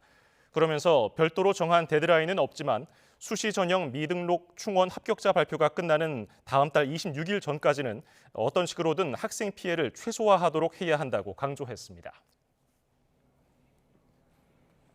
모델 문가비가 출산한 아들의 친아버지가 배우 정우성인 것으로 알려지면서 과거 정우성이 밝혔던 결혼관 등 인터뷰가 재조명되고 있습니다. 김승환 기자가 보도합니다. 지난 22일 모델 문가비가 SNS를 통해 아들과 찍은 사진을 올리며 출산 사실을 공개했습니다. 당시 결혼 여부나 아버지가 누군지는 밝히지 않았습니다. 그런데 문가비가 낳은 아들의 친아버지가 배우 정우성인 것으로 확인됐습니다. 정우성의 소속사는 문가비가 SNS에 공개한 아이는 정우성의 친자식이라고 인정했습니다. 아이의 양육 방식에 대해 최선의 방향으로 논의하고 있고 아버지로서 아이에 대해 최선을 다할 거라는 입장을 냈지만 결혼에 대한 언급은 없었습니다. 배우 정우성이 혼외자가 있다는 사실을 인정하자 결혼과 자녀 계획에 대한 과거 인터뷰도 재조명되고 있습니다. 정우성은 11년 전 인터뷰에서 좋은 아빠가 되는 게 꿈이며 친구 같은 아빠가 되고 싶다고 말했고 지난해 11월 가수 성시경의 유튜브에선 결혼을 안 한 게 아니라 못한 것이라고 답하기도 했습니다. 이를 두고 정우성이 평소 난민 문제 등 사회 이슈에 대해 소신 발언을 이어온 만큼 네티즌들 사이에서 책임감이 없다는 비판도 이어졌습니다. 다만 배우 개인의 사생활이며 제3자가 언급할 사안이 아니라는 의견도 있습니다. 직업의 특성상 저희는 익명성이 없잖아요. 평범함에 대한 어떤 소중함, 일상에 대한 가치 이런 것들에 대해서 많이 생각하고 느끼는 것 같아요. 배우 정우성은 오는 29일 청룡영화상 시상식에 나무주연상 후보로 참석하며 혼외자 인정 이후 첫 공식 석상에 나섭니다. YTN 김승환입니다. 천만 영화 달성부터 혼외자 소식, 이어 다른 연인설까지 올 한 해는 배우 정우성에게 다사다난한 해가 되고 있습니다. 정우성은 지난해 말에 개봉한 영화 서울의 봄으로 천만 배우 반열에 올랐는데요. 데뷔 30년 만에 필모그래피 최초로 1000만 영화를 보유하게 됐습니다. 이 작품을 통해 배우로서 큰 호평을 받으며 제2의 전성기를 맞았습니다. 또 태모에서 산 정우성, 짜릿해, 늘 새로워, 잘생기게 최고야 같은 밈, 이른바 패러디물이 유행하며 대중에게 친숙하게 다가오는 계기가 되기도 했습니다. 그런데 이번에 혼외자 소식이 전해지면서 그동안 논란에 미리 대비한 것 아니냐는 시각도 제기되고 있습니다. 1000만 배우가 됐지만 올해 새로운 CF 계약을 한 편도 맺지 않았다는 점에 관심이 쏠린 건데요. 문가비의 출산을 둘러싸고 사생활 논란이 불거지면 자칫 위약금이 발생할 수 있어 부담을 느낀 것 아니냐는 추측입니다. 또 정우성은 지난 7월 9년 동안 이어온 UN 난민기구 친선대사에서도 물러났는데요. 당시 갑작스런 사임 소식에 대중의 관심이 쏠리자 기구와 본인에게 정치적 공격이 쏟아져 좋지 않은 상황이 됐고 자신의 이미지도 고착화됐기 때문이라고 사임 이유를 설명하기도 했습니다. 혼외 출산에 대한 사회적 인식이 과거에 비해 크게 달라지긴 했지만 이번 소식을 접한 대중의 시선이 곱지만은 않습니다. 이번 일을 계기로 그간 쌓아온 이미지의 타격이 불가피할 거란 전망도 나옵니다. 책임지는 모습이 어느 정도까지냐라는 점을 구체적으로 밝히는 것이 무엇보다 중요한 것이 정우성 씨 남은 그런 과제라고 볼 수가 있겠습니다. 그런 부분들이 잘 이루어지지 않는다고 그러면 뭐 작품 활동이라든지 사회 활동들의 타격이 불가피하지 않나 이렇게 조심스럽게 생각을 해봅니다. 서울 시흥동에서 자전거를 타던 초등학생이 마을버스에 치여 숨졌습니다. 사건 사고 소식 이현정 기자가 전해드립니다. 도로 한가운데에 마을버스가 멈춰서 있고 출동한 경찰과 소방대원들이 주변을 살펴봅니다. 저녁 7시 15분쯤 서울 시흥동에서 60대 운전기사가 몰던 마을버스가 도로로 나오던 자전거를 들이받았습니다. 자전거를 타고 있던 13살 초등학생이 심정지 상태로 병원으로 옮겨졌지만 끝내 숨졌습니다. 버스하고 자전거하고 부딪혀서 급한 상황이니까 빨리 와달라고. 사고가 난 도로는 시속 30km의 속도 제한이 있지만 어린이 보호구역은 아닌 것으로 파악됐습니다. 경찰은 운전기사가 음주나 약물은 하지 않았다고 보고 사고 경위를 조사하고 있습니다. 커다란 화물차가 도로 중간을 턱 막고 있고 뒤로는 차가 줄줄이 밀려 있습니다. 오전 10시 반쯤 경기 수원시 과천봉담 도시 고속화도로에서 덤프트럭이 앞서가던 승용차를 들이받은 뒤 옆 차로를 달리던 트레일러와 부딪혔습니다. 이 사고로 운전자 등 4명이 다쳤는데 모두 생명에는 지장이 없는 것으로 파악됐습니다. 트레일러가 이게 꺾인 상태로 이렇게 서 있더라고요. 그래서 뒤로 한 1km 정도 정체가 된 상황이었습니다. 건물 밖으로 희뿌연 연기가 쉴 새 없이 뿜어져 나옵니다. 새벽 2시 20분쯤 서울 수유동에 있는 음식점에서 불이 나 내부와 냉장고, 난방기 등이 불에 탔습니다. YTN 이현정입니다.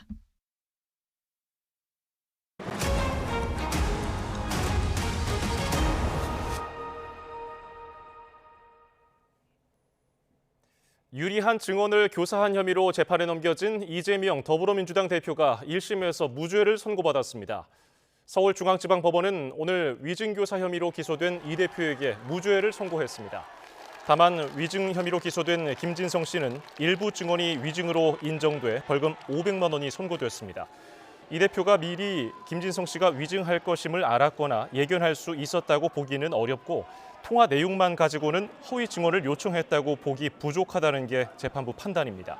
또 변론 요지서를 주고 확인하게 한 것이 상식에 반한다거나 피고인이 행사할 수 있는 방어권의 정도를 벗어났다고 보기도 어렵다고 봤습니다. 재판부는 쟁점이 된 김진성 씨 발언 6개 가운데 일부만 유죄로 판단했습니다. 특히 이 대표를 주범으로 몰자는 분위기가 있었다는 김 씨 증언은 스스로 기억에 부합하는 것으로 위증이 아니었다고 봤습니다. 배민혁 기자입니다. 김진성 씨는 지난 2019년 이재명 대표 선거법 재판에 출석해 김병량 전 성남시장 선거 캠프 내부에 이 대표를 검사 사칭 주범으로 몰자는 분위기가 있었다는 취지로 증언했습니다. 검찰은 김 씨가 이 대표 강요에 따라 위증한 거라고 주장했지만 재판부는 증언 내용이 김 씨 기억에 근거한 것이었다고 판단했습니다. 이 대표와 김 전 시장이 서로를 고발하는 등 이전부터 적대적인 관계였던 점 등을 고려하면 김 씨가 관련 분위기를 스스로 인지해 재판에서 이야기한 것으로 봐야 한다는 겁니다. 김 전 시장이 KBS PD에 대해선 고소를 취하했다는 취지의 진술 역시 사실과는 다르지만 기억에 따라 증언했으므로 위증은 아니라고 판단했습니다. 반면 김 씨가 김 전 시장과 KBS 사이 협의를 언급한 증언 4개는 기억에 반하는 위증이었다고 재판부는 설명했습니다. 이에 대해 김 씨가 수사기관에서부터 법정에 이르기까지 관련 내용을 들어본 적 없다고 여러 차례 반복해 진술했다는 건데 자신이 알지 못하거나 경험하지 않은 사실에 대해 아는 것처럼 증언한 김 씨에게 처벌이 불가피하다고 강조했습니다. YTN 배민혁입니다. 더불어민주당은 사필 규정이라며 이재명 대표의 1심 무죄 판결을 환영했습니다. 이 대표를 중심으로 더 단단히 뭉쳐 윤석열 정권을 심판하자고 목소리를 높였습니다. 나혜인 기자입니다. 민주당 지도부는 하나같이 이번 1심 판결을 진실과 정의라고 평가했습니다. 정권이 아무리 정치검찰을 동원해 정적을 제거하려 해도 없는 죄를 창작해낼 순 없다는 게 증명됐다는 주장입니다. 사필 규정의 판결이었습니다. 야당 대표에 대한 사법살인 시도를 멈춰 세우고 윤석열 정권이 짓밟고 무너뜨린 사법 정의와 상식을 바로 세웠습니다. 선출되지 않은 권력이 유력 대권 주자를 선택할 국민의 권리를 박탈할 순 없다며 무도한 검찰 수사와 정치 탄압에 철퇴를 가해야 한다고 성토했습니다. 최종 책임은 윤석열 대통령에게 있다며 사과와 퇴진을 요구하는 강경한 주장도 나왔습니다. 국민의힘 한동훈 대표를 향한 비판도 뒤따랐습니다. 집권당 대표라면 지금 어려운 민생고, 안보 불안부터 뒤돌아보시기 바랍니다. 부끄러움을 모르는 것 같아요, 한동훈 대표가. 이젠 정치를 복원하자는 메시지도 나왔지만 당내에선 대여 투쟁의 고삐를 더 세게 조여야 한다는 목소리가 잇따랐습니다. 이 대표와 함께 끝까지 싸워 윤 대통령 부부의 국정농단 의혹을 심판하자며 대선 패자를 잔혹하게 괴롭히는 현 정권은 반드시 무릎 꿇게 될 거라고 주장했습니다. 민주당 내부에선 피선거권 박탈형이 내려진 이재명 대표 선거법 위반 혐의도 항소심에서 충분히 뒤집을 수 있다는 기대감도 읽힙니다. 당장은 김건희 여사 특검과 검찰 지휘부 탄핵 공세를 강화할 가능성이 큰데 여권과의 극한 대치는 불가피해 보입니다. YTN 나혜인입니다. 민주당 이재명 대표 1심 무죄 선고에 국민의힘은 사법부 판단을 존중한다면서도 납득하기 어렵다는 반응을 보였습니다. 위증 사실은 인정됐는데 위증을 교사한 사람은 무죄란 판단은 수긍하기 어렵다며 상급심에서 다른 결론이 나올 가능성도 배제하지 않았습니다. 박정현 기자입니다. 이재명 대표의 위증교사 혐의에 1심 무죄가 선고되자 여당은 당혹스러운 분위기가 역력했습니다. 지난해 9월 법원이 이 대표 구속영장을 기각하며 위증교사 혐의는 소명이 된다고 밝혔던 만큼 유죄 가능성을 높게 봐왔기 때문입니다. 당 지도부도 직접 입장을 밝히는 대신 서면으로 가름했습니다. 한동훈 대표는 자신의 SNS에 재판부 판단을 수긍하기 어렵지만 지난 15일 선거법 위반 유죄 판결을 인정했듯 이번 판결도 존중한다며 민주당 역시 이를 존중해야 한다고 강조했습니다. 추경호 원내대표도 사법부 판단을 존중하나 아쉬움이 남는다는 짧은 입장을 내놨습니다. 다만 당 내부적으론 위증 사실은 인정했는데 위증을 시킨 사실은 인정하지 않는다는 판결 논리는 모순이라는 반응이 적잖았습니다. 위증한 사람이 있는데 왜 그런 행위가 이루어졌는지에 대한 사실관계가 규명되지 않은 상황에서 국민적 의구심은 여전히 해소되지 않았습니다. 법조계 출신 의원들도 상식 밖의 판결이라며 상급심에서 바로잡아야 한다고 목소리를 높였습니다. 이 대표 측에서 변론 요지서를 보내 사실관계까지 법원이 모두 인정했는데 교사 사실을 인정치 않은 건 논리적 법리적으로도 맞지 않는다는 겁니다. 국민의힘은 이 대표가 이미 유죄 선고를 받은 공직선거법 위반 사건과 남은 재판 리스크를 고리로 공세를 이어갈 거로 보입니다. 다만 이번 무죄 판결로 대야 공격의 화력을 높이려던 여당 계획에는 차질이 불가피하리란 분석도 나옵니다. YTN 박정현입니다. 이재명 더불어민주당 대표가 위증교사 사건 1심에서 무죄를 선고받으며 사법 리스크 부담을 다소 덜게 됐습니다. 그러나 검찰이 항소를 예고한 데다 수원과 서울을 오가며 받는 재판도 한두 개가 아니라 차기 대권 주자로서 넘어야 할 고비는 여전히 많습니다. 김다현 기자입니다. 위증교사 사건에서 1심 무죄를 선고받으며 민주당 이재명 대표는 일단 한숨을 돌릴 수 있게 됐습니다. 그러나 검찰이 즉각 항소를 예고한 데다 위증교사를 포함해 현재 5개 재판을 받는 만큼 차기 대권 주자로서 넘어야 할 산이 많습니다. 먼저 1심에서 징역형의 집행유예를 선고받은 선거법 사건은 이 대표와 검찰 모두 불복해 2심에서 첨예한 법정 다툼이 이어질 예정입니다. 이대로 결과가 확정되면 이 대표는 2027년 3월 차기 대선 출마가 불가능하고 민주당에서도 지난 대선 선거 비용 434억 원을 반환해야 하기 때문입니다. 위증교사 사건을 선고한 형사합의 33부는 이 대표의 대장동, 성남FC, 위례신도시 백현동 의혹도 심리하고 있습니다. 신청된 증인만 100명이 넘어서 1심 선고까지 오래 걸릴 전망인데 검찰은 위례와 대장동 부분을 분리해서 먼저 선고해달라는 취지의 의견서를 조만간 제출할 예정입니다. 이 대표는 수원지방법원에서도 쌍방울 대북 송금 의혹 등 2개 재판을 받고 있습니다. 오는 29일에는 관련 혐의로 이화영 전 경기도 평화부지사의 항소심 선고가 예정됐는데 이 전 부지사는 이 대표 측근이고 1심에서 징역 9년 6개월이라는 중형을 선고받았던 만큼 이 대표 입장에선 부담스러운 지점입니다. 최근 검찰은 이 대표를 법인카드 유용 혐의로도 재판에 넘겼습니다. 이 대표는 서울과 수원을 오가며 재판 5개를 소화하고 많게는 한 주에 3-4번씩 재판에 출석해야 합니다. 이번 위증교사 사건 1심 무죄 판결로 부담을 다소 덜긴 했지만 사법 리스크 우려는 쉽게 가라앉기 힘들 것으로 보입니다. YTN 김다현입니다. 국민의힘 한동훈 대표가 여당 내에서 당원 게시판 논란을 키우는 건 자신을 끌어내리겠다는 의도와 다름없다며 사실상 친윤계를 저격하고 나섰습니다. 임성재 기자입니다. 당원 게시판 논란에 말을 아껴온 한동훈 대표가 작심 발언을 쏟아냈습니다.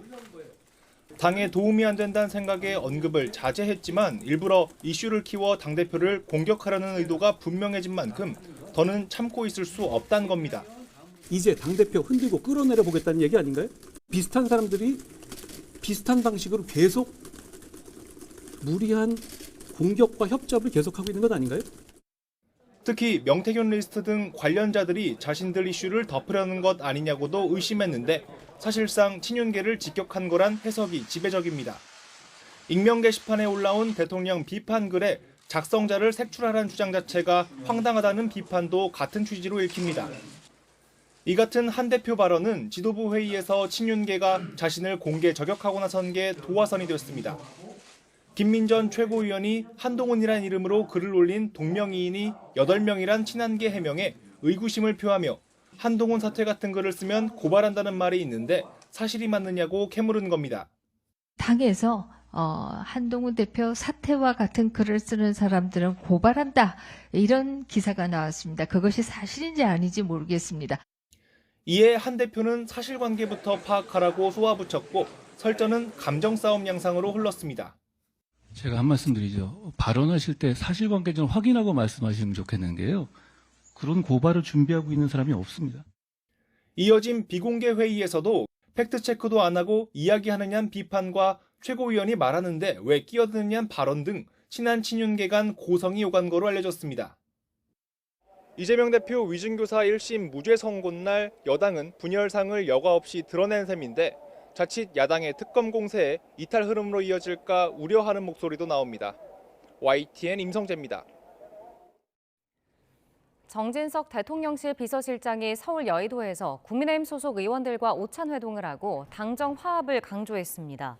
당에선 추경호 원내대표와 4선 박대출, 한기호, 3선 김정재, 김희정, 이만희 의원 등이 참석했고 대통령실에선 정 비서실장과 홍철호 정무수석, 장상윤 사회수석 등 수석급 이상 고위 참모진이 자리했습니다. 양측 합쳐 30명 이상이 모인 회동에서 참석자들은 윤 대통령 임기 반환점을 맞아 당정 화합을 다짐한 것으로 알려졌고 추 원내대표 역시 뭉치자고 화답했습니다. 이니원 최고위원은 최고위원회의에서 한동훈 대표와 친윤계로 분류되는 김민전 최고위원이 당원 게시판 논란을 두고 공개 충돌한 점을 거론하며 단합의 중요성을 강조한 것으로 알려졌습니다. 경찰이 국민의힘 한동훈 대표가 법무부 장관 시절 댓글팀을 운영했다는 의혹을 고발한 시민단체 대표를 불러 조사합니다. 사법 정의 바로 세우기 시민운동은 김한매 상임대표가 내일 오후 2시 서울경찰청 공공범죄수사대에 출석해 고발인 조사를 받는다고 밝혔습니다. 댓글팀 의혹은 지난 7월 장해찬 전 국민의힘 청년 최고위원이 한 라디오에 나와 한 대표가 법무부 장관 시절부터 여론 관리를 해주던 팀이 별도로 있었다고 주장하며 확산했습니다. 4.5톤 화물차가 내리막을 질주해 안전 난간을 뚫고 5m 아래 편도 3차선 도로로 추락해 운전자가 숨졌습니다. 김종호 기자가 보도합니다. 직전 교차로에서 신호가 바뀌며 터널 방향으로 접어든 차량 행렬. 도로 오른쪽 언덕에서 도로 방향 내리막을 따라 4.5톤 화물차가 무서운 속도로 달립니다. 속도를 줄이지 못해 안전 난간을 뚫고 차량 앞머리가 5m 아래 도로를 수직으로 들이받습니다. 난간을 들이받은 충격으로 운전자도 차량 밖으로 튕기면서 도로로 추락합니다. 운전자가 의식이 있는지 확인하기 위해서 처음에 이렇게 봐서 두드려 봤습니다. 그러니까 이제 숨을 쉬고 있더라고 보니까요. 2차 피해는 없었지만 모든 차량이 멈춰 도로가 막혔습니다. 사고 목격자가 다른 차량을 양옆으로 유도하면서 구급차가 현장에 도착할 수 있었습니다. 안타깝게도 운전자는 호흡과 맥박이 모두 멈춘 상태였고 병원으로 이송한 뒤에는 숨졌습니다. 경찰은 차량이 심하게 부서져 안전띠 착용 여부를 확인하지 못했고 뚜렷한 제동 흔적도 찾지 못했습니다. 차량이 좀 굴러가는 흔적은 있어요. 타이어 끄적 흔적은 있어요. 제동 흔적으로 보기는 힘들고. 경찰 관계자는 실린 화물이 2톤 정도로 과적 상태는 아니었고 정확한 사고 경위는 조사하고 있다고 말했습니다. YTN 김종호입니다. 충북 청주의 한 산후조리원에서 장애가 있는 자신의 아기를 살해한 혐의를 받는 30대 산모가 구속됐습니다. 보도에 김기수 기자입니다. 한쪽 팔에 장애가 있는 신생아를 살해한 혐의를 받는 30대 산모 A씨. 구속 전 피의자 신문을 받기 위해 A씨는 자신의 다른 자녀를 안고 법원에 출석했습니다. 아이를 살해한 혐의를 인정하냐는 취재진의 질문엔 아무런 대답을 하지 않았습니다. 혐의 인정하시나요? 장애 때문에 그러신 건가요? A씨는 지난달 10일 충북 청주에 있는 한 산후조리원에서 태어난 지 일주일 된 아이를 숨지게 한 혐의를 받습니다. 아이는 한쪽 팔에 장애가 있는 상태로 태어났는데 경찰은 A씨가 아이를 살해하기 위해 남편과 공모한 사실을 포착했습니다. A씨 부부의 휴대전화를 압수해 디지털 포렌식을 진행한 결과 고의로 아이를 엎어놨다는 정황을 확인한 것으로 알려졌습니다. 당초 A씨를 과실치사 혐의로 입건했던 경찰은 고의성이 드러나자 남편도 포함해 A씨 부부의 혐의를 살인으로 변경했습니다. 경찰은 A씨의 남편에 대해서도 같은 혐의로 구속영장을 신청했지만 검찰 측이 다른 자녀 양육을 이유로 기각한 것으로 전해졌습니다. 또 경찰이 산후조리원에 대한 수사도 진행하고 있는 것으로 알려졌는데 수사 이유에 대해선 아직 밝힐 수 없다고 설명했습니다. 경찰은 이들 부부가 아이를 숨지게 한 이유 등 범행 동기에 대한 수사를 이어나갈 방침입니다. YTN 김규수입니다. 대구 동구에 있는 한우 농장에서 럼피스킨이 발생했습니다. 이로써 올해 전국 축산농가의 럼피스킨 감염 사례가 21건으로 늘었습니다. 농림축산식품부는 이 농장에 초동 방역팀을 보내 감염된 소를 살처분하고 역학조사를 진행하고 있다고 밝혔습니다. 또 동구 지역 축산시설 종사자와 차량에 대해 내일 오후 6시까지 일시 이동중지 명령을 내리고 경산과 영천, 칠곡 등 인근 6개 시군 농장과 주변 도로를 집중 소독할 방침입니다. 국민연금공단이 제도 시행 36년 만에 국민연금 수급자가 700만 명을 돌파했다고 밝혔습니다. 국민연금 700만 번째 수급자인 63살 박모 씨는 1988년 4월 사업장 가입자로 시작해 반납금과 추납 보험료를 포함해 298개월분 보험료 4,395만 원을 납부했습니다. 박 씨는 다자녀 부모에게 주어지는 출산 크레딧 혜택으로 월 4만 7천 원이 늘어난 90여만 원을 이번 달부터 매월 받습니다. 윤석열 대통령이 말레이시아 총리와 정상회담을 열고 전략적 동반자 관계를 맺었습니다. 보도에 신윤정 기자입니다. 지난 16일 페루 에이펙 정상회의에서 만난 윤석열 대통령과 안와르 이브라힘 말레이시아 총리. 기념 촬영을 위해 대기하던 안와르 총리가 내년 우리나라 에이펙 개최 도시를 잘못 말하자 경주라고 알려주며 대화를 나눴습니다. 9일 만에 한국에서 다시 만난 두 정상은 정상회담을 열고 전략적 동반자 관계를 맺었습니다.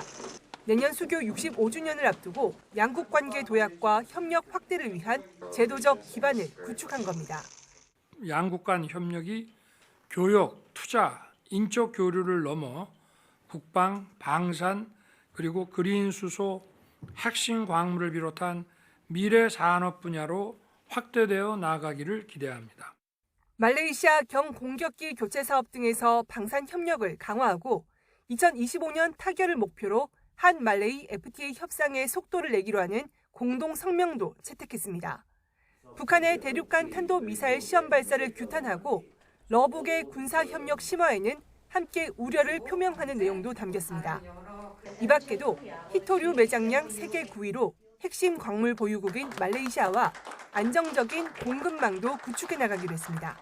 대통령실은 이번 정상회담을 계기로 온실가스 감축 등 기후변화에 대응하고 교육 분야 협력을 활성화하는 양해각서도 맺었다고 설명했습니다. YTN 신윤정입니다.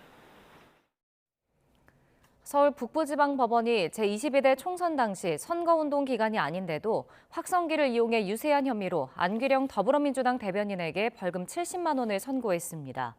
재판부는 안 대변인이 3회에 걸쳐 부정한 방법으로 선거운동을 했다며 공직선거법의 입법 취지에 비춰볼 때 죄책이 가볍지 않다고 지적했습니다. 다만 안 대변인이 범행을 반성하고 있으며 범행이 선거 결과에 큰 영향을 미쳤다고 보기 어렵다는 점을 참작했다고 덧붙였습니다. 문재인 전 대통령의 딸 문다혜 씨의 불법 숙박업소 운영 의혹을 수사하는 경찰이 그제 문 씨를 불러 조사했습니다. 우종수 경찰청 국가수사본부장은 오늘 정례 기자간담회에서 문 씨가 수사에 협조적이었다며 신속하게 보강 수사를 한 뒤 조만간 송치할 예정이라고 밝혔습니다. 문 씨는 서울 영등포구에 있는 오피스텔과 빌라를 숙박업으로 등록하지 않은 채 에어비앤비 공유 숙박업소로 불법 운영한 혐의를 받고 있습니다. 탄소 배출처럼 국제적으로 플라스틱 생산을 규제하기 위한 협상이 부산에서 개막했습니다. 보도에 이문석 기자입니다. 세계가 지켜본다. 환경단체 그린피스가 내건 감시의 눈은 플라스틱 오염 국제협약 도출을 촉구하는 세계의 관심을 보여줍니다. 지난 2000년 1.5억 톤이던 전 세계 플라스틱 발생량은 2019년 3.5억 톤으로 늘었고 2060년에 10억 톤이 넘을 거로 전망됐습니다. 그래서 유엔 환경총회 170여 개국이 플라스틱 생산에서 소비, 처리까지 전 과정을 규제하자며 올해까지 법적 구속력 있는 국제협약을 만들기로 했습니다. 부산에서 개막한 5차 정부 간 협상위원회 회의는 지난 2년간 노력의 단판장입니다. 성공적 합의를 위해 넘을 산은 크게 두 개. 우선 플라스틱 원료 물질 생산 규제와 관련해 생산국과 소비국 사이 이견을 좁혀야 합니다. 지난 4차례 협상에서 중국 등 플라스틱 생산국은 원료 생산 규제에 반대한다는 입장을, 유럽연합 등 소비국은 감축 목표를 설정해야 한다는 의지를 굽히지 않았습니다. 또한 협약 이행 재원을 선진국과 개도국이 얼마씩 부담할지에 대해서도 입장차를 줄여야 합니다. 협상위원회 의장은 협약 도출에 자신감을 나타냈습니다. I'm confident that we will finish here. I'm confident that we will have a treaty or text for a future treaty here at the end of Busan, of our session in Busan. Thank you. 개최국인 우리나라도 산업계와 플라스틱 순환경제 주도 협력을 발족하며 분위기 띄우기에 나섰습니다. 다만 플라스틱 생산국이면서 동시에 소비국이라는 점에서 생산 감축에 대한 신중한 입장을 나타냈습니다. 획일적이고 직접적으로 하는 규제 방식보다는 우선은 단계별로 또 다양한 방식으로 이렇게 접근하는 것이. 플라스틱 규제 협약 최종 성사 여부는 다음 달 1일 결정됩니다. 일부에선 이견이 워낙 큰 만큼 일단 큰 틀에서 합의하고 세부 기준을 차차 발전시키는 형태로 협상이 마무리될 수 있다는 전망도 나옵니다. YTN 이문석입니다. 제29차 UN 기후변화협약 당사국 총회가 지각 폐막했습니다. 선진국과 개발도상국 사이 기후대응 재원을 놓고 견해차가 컸습니다. 보도에 황보선 기자입니다. 지난 금요일 폐막 예정이던 COP29, 제29차 UN 기후변화협약 당사국 총회. 이틀 뒤 일요일이 돼서야 막을 내렸습니다. 기후 대응 재원 규모를 놓고 선진국과 개발도상국 간 견해차가 컸기 때문입니다. 선진국이 부담하는 액수를 2035년까지 연 3천억 달러, 우리 돈 약 421조 원으로 지난 2009년 합의액보다 3배 늘린다는 데 가까스로 합의했습니다. 분담금을 내는 쪽에서는 이 정도면 의미 있는 성과라고 평가했습니다. These are always very hard negotiations, but I think by anyone's standards this is a very significant financial package that has been agreed. I think 빈국들 입장은 그렇지 않습니다. 모욕이다, 의지 부족이라며 선진국들을 타박했습니다. I'm disappointed. It's definitely below the benchmark that we have been fighting for so long. We were demanding 1.3 trillion, once again, 1% of global GDP. What we got was 300 billion. 환경단체 그린피스도 성명에서 너무 적고 너무 늦은 지원이라고 비판했습니다. 안토니우 구테우스 유엔 사무총장도 충분치 않은 재정이라며 아쉬움을 드러냈습니다. 다만 이번 총회에서는 탄소 배출권 거래 시스템을 설정한 점이 주요 성과로 꼽힙니다. 지난 2015년 파리 협정 제6조의 규정에 놓고도 10년 가까이 세부 이행 지침을 마련하지 못한 데서 뒤늦게나마 진전을 이룬 셈입니다. 다음 제30차 기후변화 총회는 내년 11월 브라질 벨랭에서 열립니다. YTN 황보선입니다. 서울의 새로운 교통수단이 될 한강버스 진수식이 열렸는데 내년부터 본격 운항을 시작합니다. 김연아 기자가 보도합니다. 하나, 둘, 셋!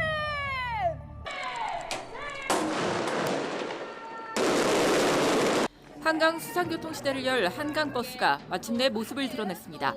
한 번에 승객 194명을 태울 수 있는 150톤급 여객선으로 서울과 한강의 풍광을 담아내기 위한 파노라마 창문과 잠수교를 지나기 위한 납작한 선체가 특징입니다. 내부엔 카페테리아가 있어 간단한 식사가 가능하고 자전거 거치대도 설치됐습니다. 한강버스는 한강에 단순히 배 몇 척이 늘어나는 문제가 아닙니다. 우리에겐 없던 서울 시민들의 새로운 라이프 스타일이 이제 하나 더 생겨나게 됩니다. 한강 바깥의 표정도 보면서 커피 한잔 하면서 아침 식사하면서 이렇게 출근하는 한강버스는 친환경 하이브리드 선박으로 배터리와 관련해 4중 안전장치가 마련됐습니다. 이 배터리 모듈과 시스템 항목 시험의 대기자가 밀려 검증이 늦어지면서 의혹에 시달렸는데 진수식에도 서울시의회 민주당 소속 의원들은 참석하지 않았고 오 시장은 직원들의 마음고생을 의식한 듯 잠시 울컥하는 모습도 보였습니다. 우리 직원들 정말 수고 많았습니다. 편안하게 행복하게 즐길 수 있는 수상교통수단으로 반드시 거듭날 수 있도록 하겠습니다. 한강버스 요금은 3,000원으로 대중교통 환승 할인은 물론 서울시 기후동행 카드도 무제한 사용할 수 있습니다. 한강버스는 이제 해상시험과 시운전 등 남은 안전성 검증 절차를 마친 뒤 내년 봄 한강에서 정식 운항을 시작합니다. 경남 사천에서 YTN 김현아입니다. 연말 기부운동의 상징인 사랑의 온도탑이 다음 달 1일 서울 광화문 광장에 세워집니다. 사랑의 열매 사회복지 공동모금회는 다음 달 1일부터 내년 1월 31일까지 62일간 희망 2025 나눔 캠페인을 진행한다고 밝혔습니다. 기부 목표액은 지난해 목표액 대비 3.4% 오른 4,497억 원입니다. 모금회는 신사회 문제 대응과 사회 안전망 지원, 지역사회 돌봄 지원, 교육 자립 역량 강화 등 4대 분야의 기부금을 사용할 계획입니다. 스테파니 얼치 국제 로타리 회장이 한국 로타리 회원들이 북한 이탈 주민들의 로타리 클럽 설립을 도운 것은 적극적 평화의 본보기라고 강조했습니다. 얼칙 회장은 오늘 오후 롯데호텔에서 열린 기자회견에서 2027년 한국 로타리 창립 100주년을 앞두고 방한의 영광이라며 울산 자유 로타리 클럽의 북한 이탈 주민 로타리 클럽 설립 지원은 놀라운 일이라고 평했습니다. 그러면서 한일 두 나라 로타리 회원들이 친선회의를 만들어 함께 장학 사업을 펼치고 2011년 동일본 대지진을 비롯한 재해 상황에서 서로 도와온 것도 또 다른 감동적인 사례라고 덧붙였습니다. 공군이 오늘부터 오는 29일까지 충북 청주기지에서 2024년 후반기 소링 이글 훈련을 실시한다고 밝혔습니다. 공군은 이번 훈련에 F-35A 스텔스 전투기와 KF-16, FA-50 전투기, KC-330 다목적 공중급유 수송기 등 60여 대 항공 전력이 참가한다며 이같이 전했습니다. 이번 훈련은 적의 국지 도발과 전면전 상황을 가정해 우리 공군이 아군과 적군으로 나뉘어 방어 제공과 항공 차단 훈련 등을 밤낮으로 실시합니다. 우주항공청이 문을 연 5월 27일이 국가기념일인 우주항공의 날로 지정됐습니다. 우주항공청은 국내 우주항공 산업 생태계를 육성할 수 있는 기틀을 확립한 의의가 있다며 대한민국의 우주항공 5대 강국을 실현하고 다가올 우주항공 경제 시대를 선도하겠다고 밝혔습니다.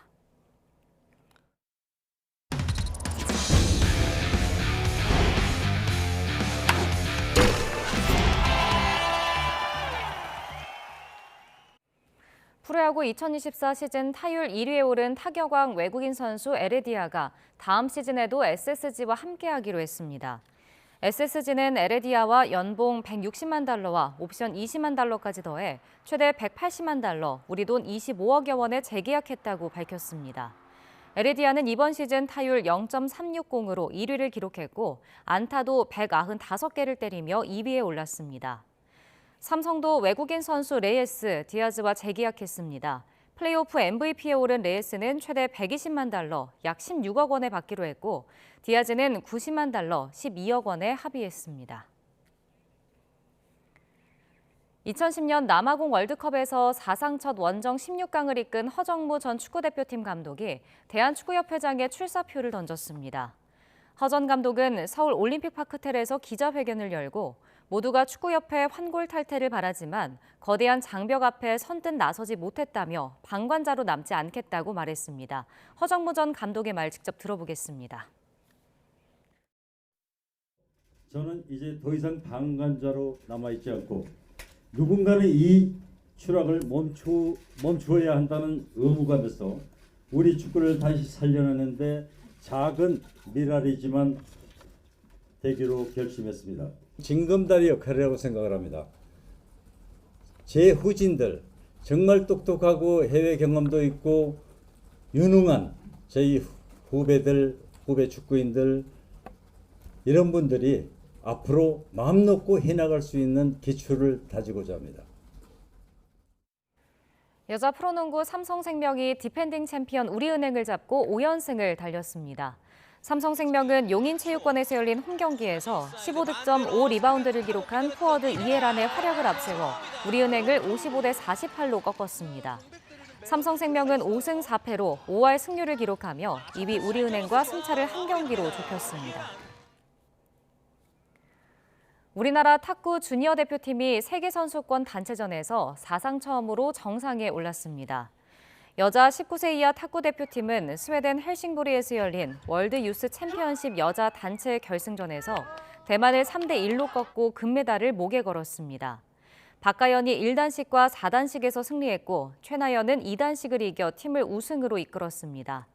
남녀 통틀어 우리나라 주니어 대표팀이 세계선수권 단체전에서 우승한 건 이번 대회가 처음입니다.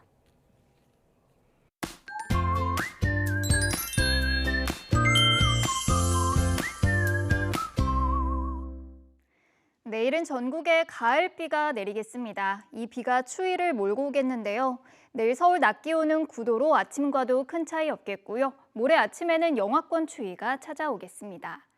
서쪽에서 다가오는 기압골의 영향으로 내일 하루 동안 제주 산간에는 100mm 이상, 남해안에도 최고 60mm의 가을 호우가 쏟아지겠고요. 서울 등 그 밖의 지역에도 10에서 40mm의 비가 내리겠습니다. 남부와 제주도는 내일 오전이면 비가 그치겠지만 중부지방은 밤까지 이어지겠고요. 비가 눈으로 바뀌어 내리는 곳도 있겠습니다. 내일 아침에는 큰 추위 없겠습니다. 내일 서울 아침 기온은 8도, 대전과 대구는 10도로 출발하겠고요. 오후부터는 찬 공기가 밀려오면서 기온이 크게 오르지 못하겠습니다. 내일 서울 낮 기온은 9도, 대전은 12도, 대구는 13도, 광주는 12도로 예상되고 있습니다. 주말까지 기온은 내림세를 보이겠고요. 곳곳에 비나 눈 소식이 잦을 전망입니다. 날씨 정보였습니다. YTN 뉴스나이트 월요일 순서 모두 마칩니다. 저희는 내일 밤 9시 40분에 새로운 이슈들과 함께 다시 찾아뵙겠습니다. 시청해주신 여러분 고맙습니다.